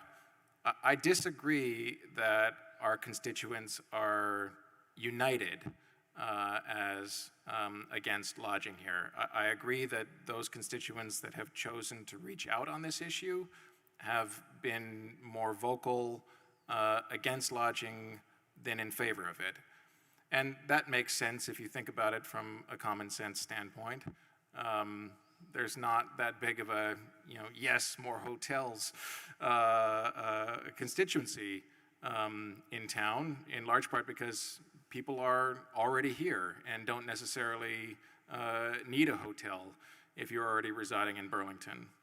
But when I talk about these issues with constituents, when I've gotten back to a number of the folks that have reached out with concerns around that, I don't know that our community is necessarily united against this idea. Certainly, the businesses that I consider a part of the community, when we hear from them, they are looking to establish lodging to assist them in creating more job opportunities here in Burlington in the South End. Certainly, we've heard from some developers who are those who are eager to develop housing in this neighborhood, and they are telling us that lodging will help them in their goals to develop more housing. So I think there's a number of stakeholders here who are in favor of it. I certainly hear and understand and respect the concerns of those who are concerned about it. And I, again, urge councilors to vote in favor of the amendment. Thank you, Councilor Travers. I'm sorry, Councilor Grant. Thank you. I don't really hang out with a lot of developers, so I haven't heard from them, but who I have heard from are working people that are being crushed by the level of rents in this city. And I don't believe that having lodging in this area is going to reduce the current hotel rates, and they're not going to help. To the mayor's point, it takes a long time to build these out, and I just have a nightmare scenario. It's like the first thing that's going to get built is going to be a hotel, and that's not what we need. We need to know that housing is going to come in there. Thank you so much. Thank you, Councilor Grant. Councilor Carpenter. I'll try to be just quick, but having spent a lot of my life developing affordable housing, in these kind of neighborhoods, you need mixed use, you needed some diversity of business, and I tend to agree the housing could take longer if you don't have a viable business mix in the community to support the infrastructure, the roads, all of that. Thanks. Thanks so much, Councilor Carpenter. Don't see any others who wish to speak, so Councilor Grant, did you want the floor back? Just real quick, we have a whole list of businesses, types of businesses that will be able to operate in this area. Thank you. Thanks very much. Let's go to a vote. So I guess we'll try the raise hand approach. This is on the Travers Amendment, so this is allowing lodging in the SEID. All those in favor of the amendment, please raise your hand. 1, 2, 3, 4, 5.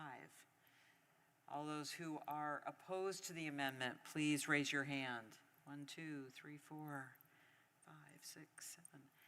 That motion fails and will not be part of the underlying ordinance.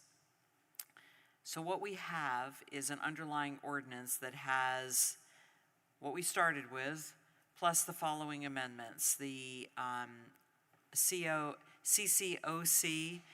parking amendment and the Hightower IZ amendment. Are there any further comments that anyone wishes to make on the ordinance?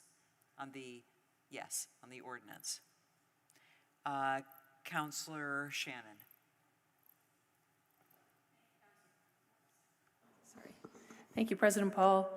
I want to thank the staff for the great work that they have done in bringing this ordinance forward, their efforts to engage the community and really come up with something wholly new and quite different from anything else that we have done in terms of zoning in Burlington, or probably in Vermont, almost certainly. I think we're also very fortunate to have an eager and trusted developer who's got a great track record in my own neighborhood of providing something that is absolutely outstanding. I think that we are proceeding with a high level of trust in that developer to bring us something spectacular. And I will say for myself, and also as a benefit to the entire community, I think that there is a real vision here. while I don't agree with every detail, I'm going forward with a lot of trust. And I think that the South End in general is going forward with a lot of trust. But I also want to be cognizant of the fact that this is not a project or an ordinance, rather, that applies only to one developer. I hope this developer is successful. But if this developer is not successful, this will apply to the next developer. It will apply to the same developers that might have developed City Place. It will apply to people from outside our area who may not be as benevolent. And I think that while this has taken 18 months, it still feels rushed to me. The way these amendments came forward almost seemed like by chance we caught some things. It started with a stakeholders process that did not include any residents, and it didn't include any city councilors. It went to the Planning Commission, and the Planning Commission was kind of advised by the chair that the city council would do with this what they wanted, and we didn't need to debate every detail because it would change with the ordinance committee. And when it came to the ordinance committee, there was a real push to simply rubber stamp the work that had already been done, that admittedly had taken a fair amount of time. I'd like to shed some light on some things that are lesser known, because really what the community knows is that we're allowing housing in a surface parking lot, and I would say that that's universally appreciated. We all want housing instead of a surface parking lot. And people are willing to make sacrifices in terms of understanding that their own vision of how that parking lot might get developed isn't what's going to get developed, because it's going to be the developer's vision. And we've cooperated fully, I think, with that vision. But I want to talk about some of the things that aren't really known. One is that there's an allowance and an apparent desire for large structured parking garages on this site. Large structured parking garages to service the new uses that will be built there, as well as to accommodate cars who are not accessing this area, not for the neighbors, not for the people working there, not for the people living there, but to service our institutions and to service other transportation needs. And while I support the idea of a multimodal center, the idea that a multimodal center is primarily a parking garage is not a concept that I support. There is an MOU that lays out a vision for what's going to happen here. And I want to say that that MOU, which is representing the city, has never been approved by this council. It hasn't had a work session. There hasn't been a whole lot of debate about what's in that MOU, what maybe should be in the MOU and isn't in the MOU. And I think that that's concerning, because I think the mayor can speak for himself in terms of his opinions and what he wants to commit to. But he cannot speak for us or as the city without our approval. And I think this council should be more engaged in that process. One of the things that can be done with an MOU that can't be done through zoning, that many on this council have said is a high priority, is to encourage home ownership. So we are a city that is probably about 70% rental right now. That is not healthy, and it's not healthy for the renters. People need to stabilize their housing costs, and the way that most people can do that is through purchasing their home. And that's true whether it's a condo or a single-family home. High-rise buildings can be owner-occupied, but we don't have anything in place to encourage them to be owner-occupied. And while I've talked about this in the zoning discussions, that's not really the place to get that. The MOU is probably a good place to get that. But our MOU describes having parking garages to serve our institutions. And as somebody who represents the South End, I don't think that the South End should be the parking solution for the rest of the city. So I think that we still have a lot more work to do on this, and I think that there are many surprises for all of us. I don't think we've been as thorough as we should be. We've discovered some of the things that are not intentionally hidden, but it's a lot to grasp and understand. And even those of us on the committee, I don't believe still understand that everything that is in here. And I'm certain that everybody at this table doesn't understand everything that is in the ordinance that we're approving tonight. And I hope this discussion will continue so that we will continue to be able to discover and improve what is there. I hope that this council gets an MOU and that included in that MOU is an agreement for owner occupancy in this district. I don't think we can afford to go above 70%. And I would note that the number we use is 60%, but that's because we're not counting any of the dorms. And if you add that in, there's a big difference. Our city is at risk. Our population doesn't have stable housing costs, and we need to change that. Thank you. Thank you, Councilor Shannon. We'll go to Councilor Hightower. I'm also going to quickly touch on process just to compliment the city staff. Just having gone through the short-term rental process also with Megan and then through this, I will say that this is a much bigger task and it feels like it went through much less painlessly, and I think that was in large part to the process that you designed with this and how you engaged us. And certainly from the council side, it was a much easier process because I think the Planning Commission did do so much of the work of engagement. And I just really want to commend both of you for how this came to us. And I think zoning is something that's really complicated and it takes a long time to sit with. And the fact that you not only engaged the Planning Commission and the Ordinance Committee, but also constituents in understanding a really complex topic with a part of multiple really big projects and all the different ways that could look like. And I don't think anybody knows exactly what the South End Innovation District is going to look like, but I think we can all be excited about it, know that this is going to be an improvement to our city. And just appreciate you both and the way that you handled every single meeting and every interaction and how responsive you are and how kind you are, even when tempers get really heated like it maybe did at the last meeting. I'm just really grateful that I get to work with you, and I think I learned something from you in every decision that we make, so thank you both so much. Thank you, Councilor Hightower. That's a good note to end on before we go to Mayor Weinberger.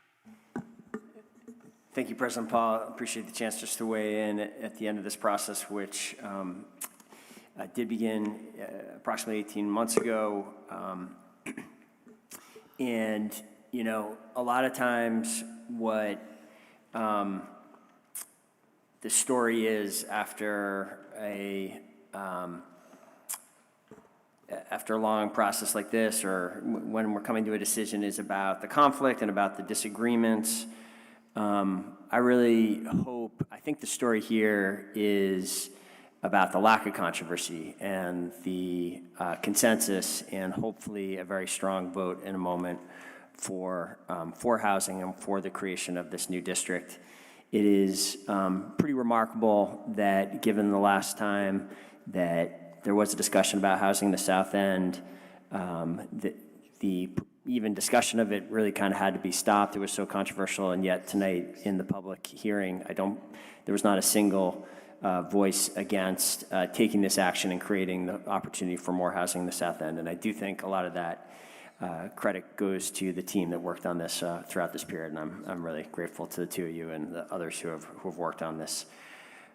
We're in a housing crisis and a homelessness crisis today, and the examples of that are visible all around us. You see it in the incredibly low vacancy rate. You see it in the incredible run-up in prices in the city for sale housing in recent years. And you see it in the tents on North Avenue and down in areas of the urban reserve and the other very visible evidence of homelessness that we are confronted with every day right now. We are in this crisis in many ways because we have made housing way too hard to build in the city, in the state, and in many parts of this country. And the action we're about to take together is a really extreme example of this. We had a prohibition of housing in this big swath of the city, 84-acre swath of the city. It's rare that the obstacles to housing are so explicit as a prohibition, although we effectively have prohibition in many ways as a result of our state and local rules. And the failure of this policy is also very clear in the fact that so much of this district is dominated by no use except surface parking lots. As a result, tonight, the good news is I think that we have the opportunity to implement one of the more dramatic fixes that we will ever have a chance to do together. We can, by passing this ordinance in a single act, we enable more than 1,000 homes to be created in this part of the city. It is going to take time and a lot more work to do that, but this is the critical first step in making that possible. I will say, to be clear, a lot of that work will happen at this council. There will be, in one way or another, further decisions that we need to make together with respect to the big chunk of the SEID that we do have an MOU with Champlain College and Ride Your Bike. That is an MOU that really largely lays out a way to start talking together. Any actual agreement will, of course, any actual commitment of city resources, city policy, city effort will come back to this council and need to be ratified by this council. And we hope that those discussions are ongoing, and we hope we're in position to do that with you soon. But that is for future nights, future days. The chance we have before tonight is in this single act to take a major step towards ending the housing crisis. And I hope there will be a strong vote in favor of that in just a few moments here. Thank you, President Paul. Thank you, Mayor Weinberger. And with that, we will go to a vote, and we'll do it by roll. Lori, if you could call the roll, please. Yes. Yes. Yes. Yes. Yes. Yes. Yes.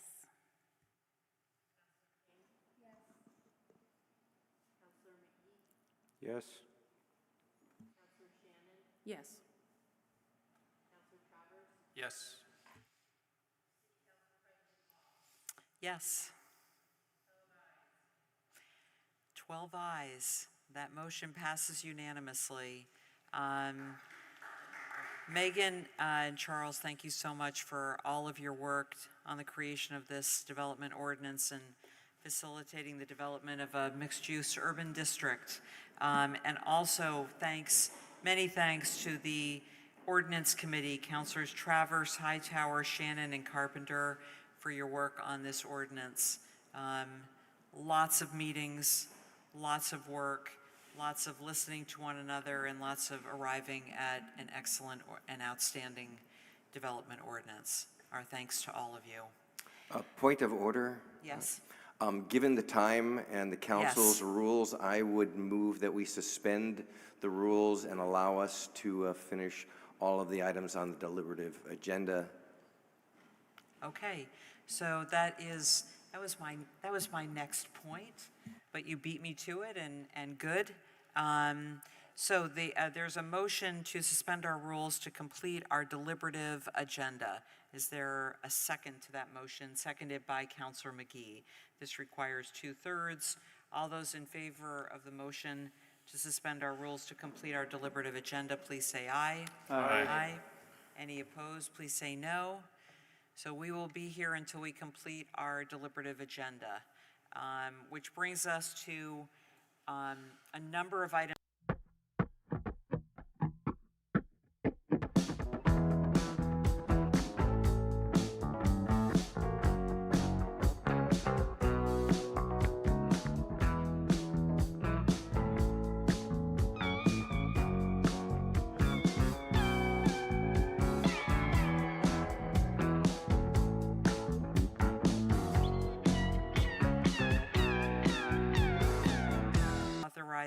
Authorization of public improvement bonds for fiscal year '24.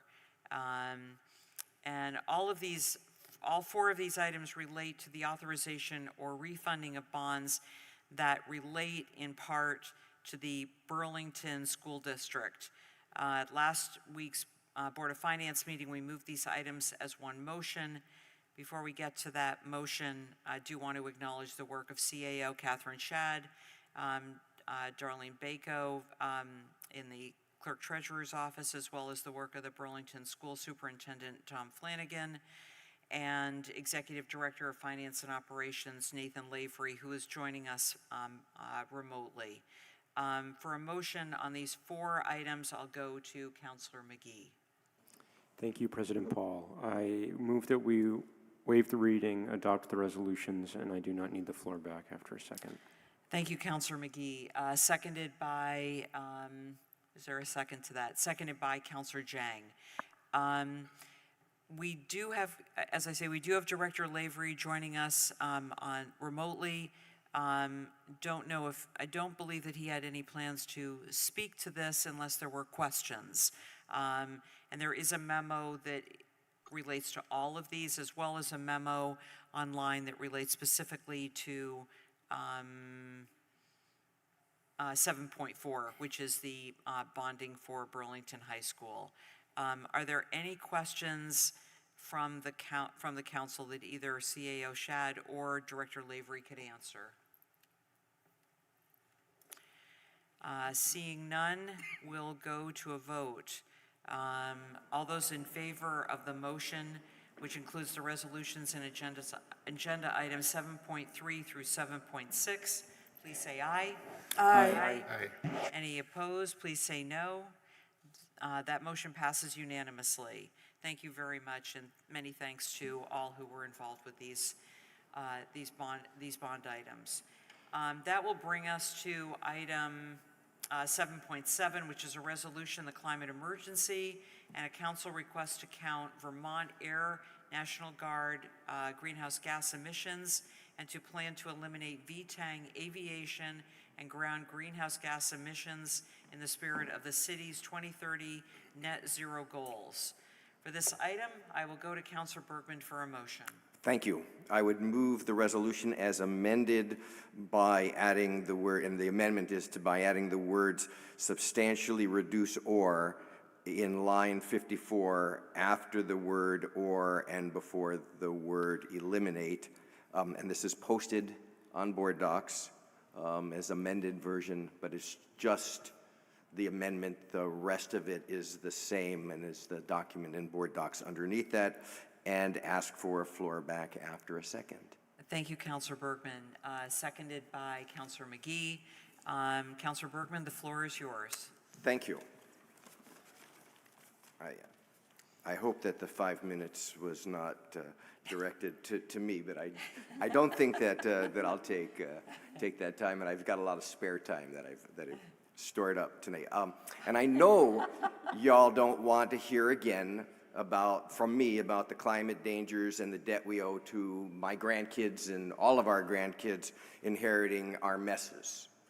But we've all gotten the emails asking us to pass this resolution, and not just from our own constituents, but from people throughout Vermont. And we heard a whole lot of folks tonight here directly. And we all know many people who suffered losses in the floods, including the community gardens where I have been at for 37 years, and community and small farms in the Intervale.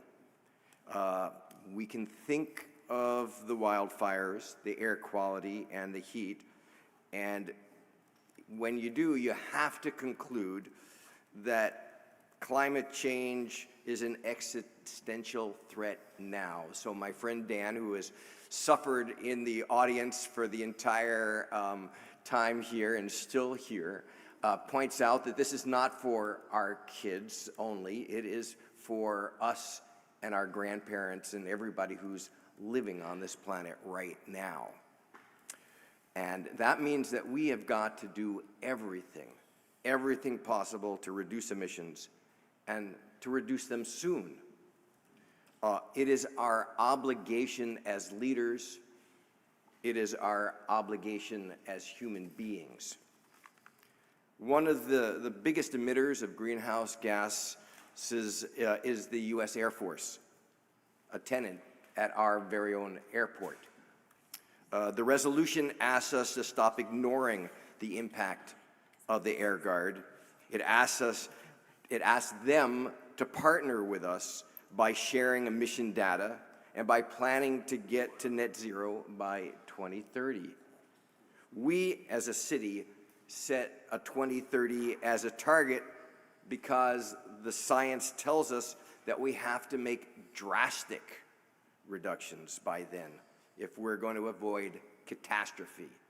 It's right there in that resolution that we passed in 2019. And I would say that the news puts even this date at issue. But be that as it may, the resolution asks us to act by reaching out to the Guard and ask them to partner for the substantial reduction or elimination of aviation and ground emissions by 2030. It's in the spirit, this resolution is in the spirit of our own net zero goal and in the spirit of the Air Force's own climate action plan. Now, some people may question our even taking this beginning step, but in this emergency, we cannot avoid our responsibilities as owners of the airport to take into account all of the emissions that are attributable to the military uses there. We cannot evade our responsibility to ask that plans be made to substantially reduce or eliminate those greenhouse gas emissions to begin a formal discussion and partnership about this. This resolution requests the Guard, the Governor as its Commander-in-Chief, and the Air Force to partner with us for our common survival. And let's be clear, all the housing that we're gonna build is gonna mean nothing if this planet burns and floods at this, virtually the same time. We, as city's elected leadership, cannot do anything less. I've been asked to clarify that the intent of the resolution is for the Guard to plan and to calculate and to report back to us, not for the city staff to come up with these plans and calculations. And let me be clear, the answer is yes, because it's the Air Force that has to do this work. This is a question of national security after all. So to the extent that our airport director can help, I know that he is willing and able to do so. He has said that. But this is the Air Guard's responsibility, the Air Force's, and their climate action plan actually indicates that they should be doing that. We have also made an amendment to insert the word substantially reduce or eliminate on line 54, as I read before. Now, I personally believe that elimination is needed for our common survival, but I understand that politically, a unanimous council vote on this is a much better outcome than a divided vote, and that this amendment is needed to get that. Substantial reductions are necessary, if not sufficient, but I, for one, will not let the perfect be the enemy of the good. And this is why I have supported this amendment, and I appreciate the support of those who seek it to, or sought it, to support this, this resolution. In conclusion, we we cannot abrogate our responsibility to push and to pull for everything that we know is needed. This is an awesome burden, and I want to thank Councillor King for joining me at the TOOC and passing this out of committee. And I thank her for co-sponsoring this here, and thank the other co-sponsors, and I believe Councillor Grant was one and got her name left off. I know because I sent that, it's part of the document that I sent originally, so we let that go, but I want to acknowledge her particularly with that. And for those of you who have reached out on it, including all the people who've waited and who spoke here before and pushed the public, because without you, this doesn't happen. You're absolutely essential to this. So I hope that we can take this modest step and pass this resolution unanimously, and I probably have a minute or two left. Thanks.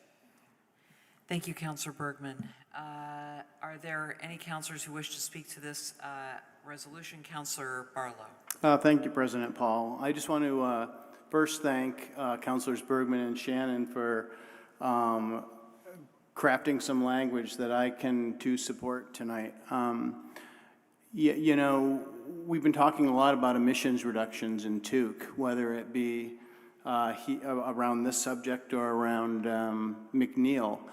And I am all for counting these reductions. I think it's important that we be honest with ourselves, especially in our net zero plan. We start talking about emissions and not necessarily rely on renewability as the standard. And I think the airport in this resolution goes unrecognized in the work they're already doing. They're in the start of a carbon accreditation process that we've had Director Longo come to the TOOC twice now and update us on, and we are taking that beyond what is required of the carbon accreditation process, and that includes counting the emissions once an aircraft departing Burlington is at cruise altitude above, I think, 3,000 feet until it's at 3,000 feet at its destination, which isn't required, but other airports, notably Philadelphia, has done this, and we've taken this on as well in Burlington. But secondly, we have asked Director Longo to include the GARD emissions in this.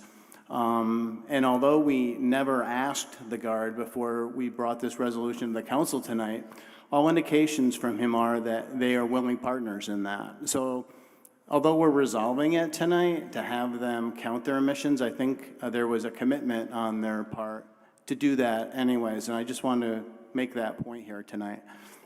Secondly, I think the language that was changed, substantially reduced, is really significant, because if we're talking about eliminating aviation emissions at the airport, we're talking about ending the GARD's flight mission at the airport, and we shouldn't kid ourselves about that. So I'm not ready to do that. We haven't talked to the GARD about it. We haven't had them in. So adding this language leaves that door open, doesn't end the mission, and I'm looking forward to working with the airport and the GARD on trying to work toward the city's climate goals going forward. So thank you. Thank you, Councillor Barlow. Seeing no others in the queue who wish to speak, we'll go to a vote on the resolution. All those in favor of the motion to waive the reading and adopt the resolution, please say aye. Aye. Aye. Any opposed? Any opposed, please say no. That motion passes unanimously, and we did record you, Councillor Hightower. That moves us to the next item on our agenda, which is 7.8, a resolution authorization for capital public improvement infrastructure bonds, March 1, 2022, which is when the voters authorize this. I'll go to Councillor McGee for a motion. Thank you, President Paul. I would move that we waive the reading and adopt the resolution, and I do not need the floor back after a second. Thank you, Counselor McGee, seconded by Counselor Jang. We do have CAO Shad here to provide an overview. However, if we don't need one, we can go to a vote. Are there any comments or questions from counselors? Seeing none, we will go to a vote. All those in favor of the motion, please say aye. Aye. Aye. Any opposed, please say no. That motion passes unanimously, which brings us to item 7.9, the Burlington Cares Overview, Position Requests and Structure. For this item, I'll go to Counselor Jang for a motion.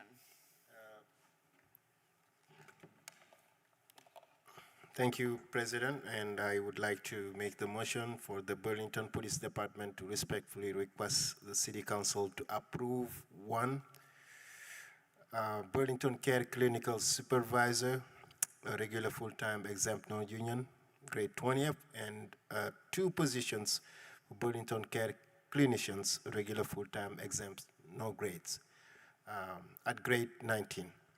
I do not need the floor back, but the chief is here in case people have questions. Great, thank you. Is there a second to that motion? Seconded by Counselor Carpenter. As Counselor Jang has said, we do have the chief here to speak to this item, or the mayor. Are there any questions or comments that counselors would like to make at this time? Counselor Grant. Thank you. This program cares, and I'm really glad we got to the place where we could give it such a great name that really reflects what the mission is for this team. We couldn't be as snazzy as Cahoots because that was already taken, but this is really a community-driven team from a lot of, over the last several years, as input's been taken from the community and community members and stakeholders. The Cahoots model came up again and again and again, was really endorsed in the community, and it's been a long time coming, and I'm glad to see that this is finally coming together. I feel that this is something that we need as part of our community safety structure, because we need a variety of responses to the different things that we have going on. And I understand that right now it's going to be in the police department. I know one of the things that we need to look at from a public safety standpoint is the phone tree, and there's been a lot of issues with dispatch, and I hope that that will be worked out so that this team has can, once hired, really get out there and do their job and not be held up by some of the problems that we've had with people trying to get in calls for service. So the bottom line is this: I really strongly support this. I encourage everyone to support it, and then also once this team is up and running, to really hopefully track their progress, and hopefully we will have access to that data that will allow us to do so. Thank you. Thanks very much, Counselor Grant. Mayor Weinberger. Thank you, President Paul. I'll try to be brief. I appreciate Councilor Grant's comments. This is an important milestone in this long effort to try to stand up this crisis response team, and a really important milestone. What your approval will set in motion tonight is to allow us to post these positions, these 3 city positions, and start the process of trying to fill them, which takes several months. This is not the final milestone. We are still working with the University of Vermont Medical Center on finalizing certain details of the plan. So I think we will be back here to discuss this soon, and there will be There will be further milestones in this journey, but I did appreciate the chance to recognize this as critical, and the support that it has, both that we just heard, and these positions were also discussed at the Police Commission, and has support there, and is the culmination of a long process that certainly has at various times included important engagement of key advocates and stakeholders, as well as the state of Vermont and the medical center, and we're getting very close. And I want to thank the chief for being here tonight to answer questions if there are, and also for his leadership and work in getting this closer to the finish line, or the launch, let's say. Thank you, Mayor Weinberger. Seeing no one else remaining in the queue, we'll go to a vote. All those in favor of the motion as presented by Councilor Jang, please say aye. Aye. Any opposed, please say no. That motion passes unanimously. And that brings us to the last deliberative item, which is 7.10, the exterior temporary fencing for Memorial Auditorium, which was consent agenda item 6.39. So, Councilor Jang, you had removed this from consent, and if you're willing, you could speak to your position and reason for wanting to remove this item, and then we'll continue. Yep, thank you, President, because this item was on Board of Finance of our last meeting, and I articulated my position as to why. And I think one of them is it's temporary only, and the cost is over $130,000, which is too much for something that's temporary. We also, in the past, have seen innovation at City Place, where we called for the artist with wooden panel, and they made that street very beautiful. We could have used that same level of thinking in making, Memorial Auditorium a little bit welcoming and a little bit beautiful. We understand that they try to do, these are for the purposes of safety, of the building, of the pedestrian, but at least I don't want our downtown to look like a construction zone with this amount of money. That's only temporary, right? Reason why I voted no and asked for us to take it out of the consent in order for me to voice my reason and also vote no again. Thank you. Thank you, Councilor Jang. The floor is open if there are other councilors who have questions on the resolution. Councilor Grant. Thank you. So there's no question that Memorial Auditorium is a major problem right now. It's essentially an abandoned building. It's an eyesore, it's a blight. It's the fact that it's been abandoned. This is why it's constantly covered with graffiti. People are breaking into it over and over again for shelter. But I don't think this fence is the answer. I don't think it's high enough to discourage people. I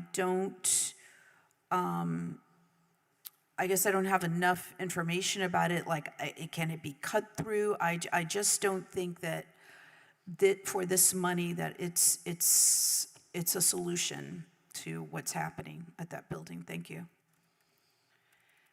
Thank you, Councilor Grant. Any other councilors who have any? Councilor Bergman. I'm not familiar enough, and I'm curious what the administration has to say in response to Councilor Jang, to understand what would be the efficacy or worth of asking for a new look at it, to engage with that.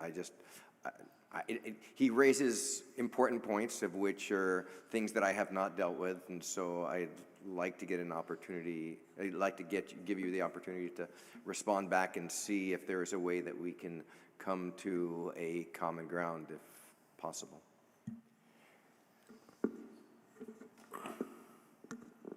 President Paul, would you like me to speak to that? Certainly, Mayor Weinberger also as well. Kim Bleakley is also online.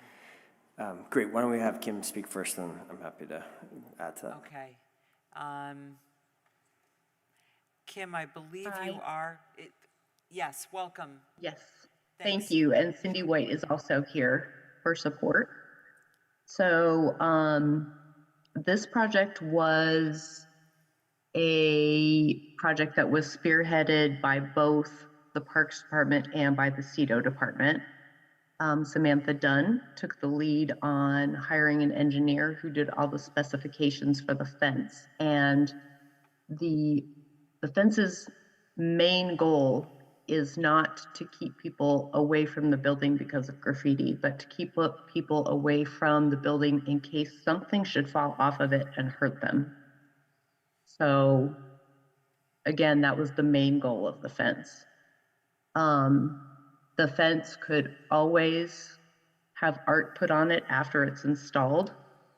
And in addition to that, you know, one of the reasons that we went with this as temporary fencing, we're calling it, is because at this point, we aren't sure what's going to be in the future of Memorial. So renting fencing for an undisclosed period of time could be very, very expensive. If we rent it, we will be responsible for all repairs and replacements of it. And by purchasing it, you know, we've always got the option to not only hang the art that we want to on it, if that's the direction that we want to go, but we can also reuse it in the city for other projects. Thank you, Kim. Mayor, did you want anything? No. Does that answer your question, Councilor Bergman? It does, and it leads me to think that I can support the proposal, knowing that we can do many of the things that Councilor Jang is asking for, and that it's also an investment in fencing, which I'm sure that anybody who's been down the bike path, the 127 bike path, knows that we've got a few places that we could use some replacement fencing, so I'm sure there's other places that we could use it. Thank you, Councilor Bergman. Are there any other councilors with comments or questions on this resolution? Councillor Paul? Yes, thanks, Councilor Hightower. Please go ahead. Sorry, just one more question to the administration, which is, because it is such a large cost, I guess or a relatively large cost, I guess I'm just curious as to like what the longer term, like if we don't have another plan for Memorial, I don't know if we've reopened the RFP. I don't know if this is a short-term solution that's going to then have to roll into another solution that is more looking like demolishing the building or anything like that. So I guess I just wanted to check in terms of future projected costs for Memorial. Sure, go ahead. Thank you, President Paul.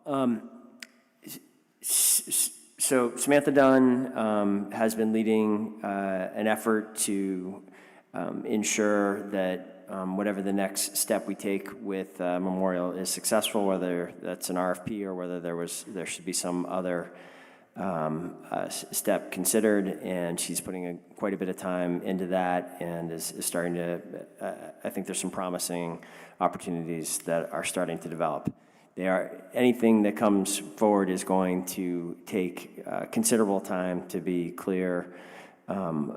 So we are looking at a significant period of time here before we're going to see some kind of other activity on the site.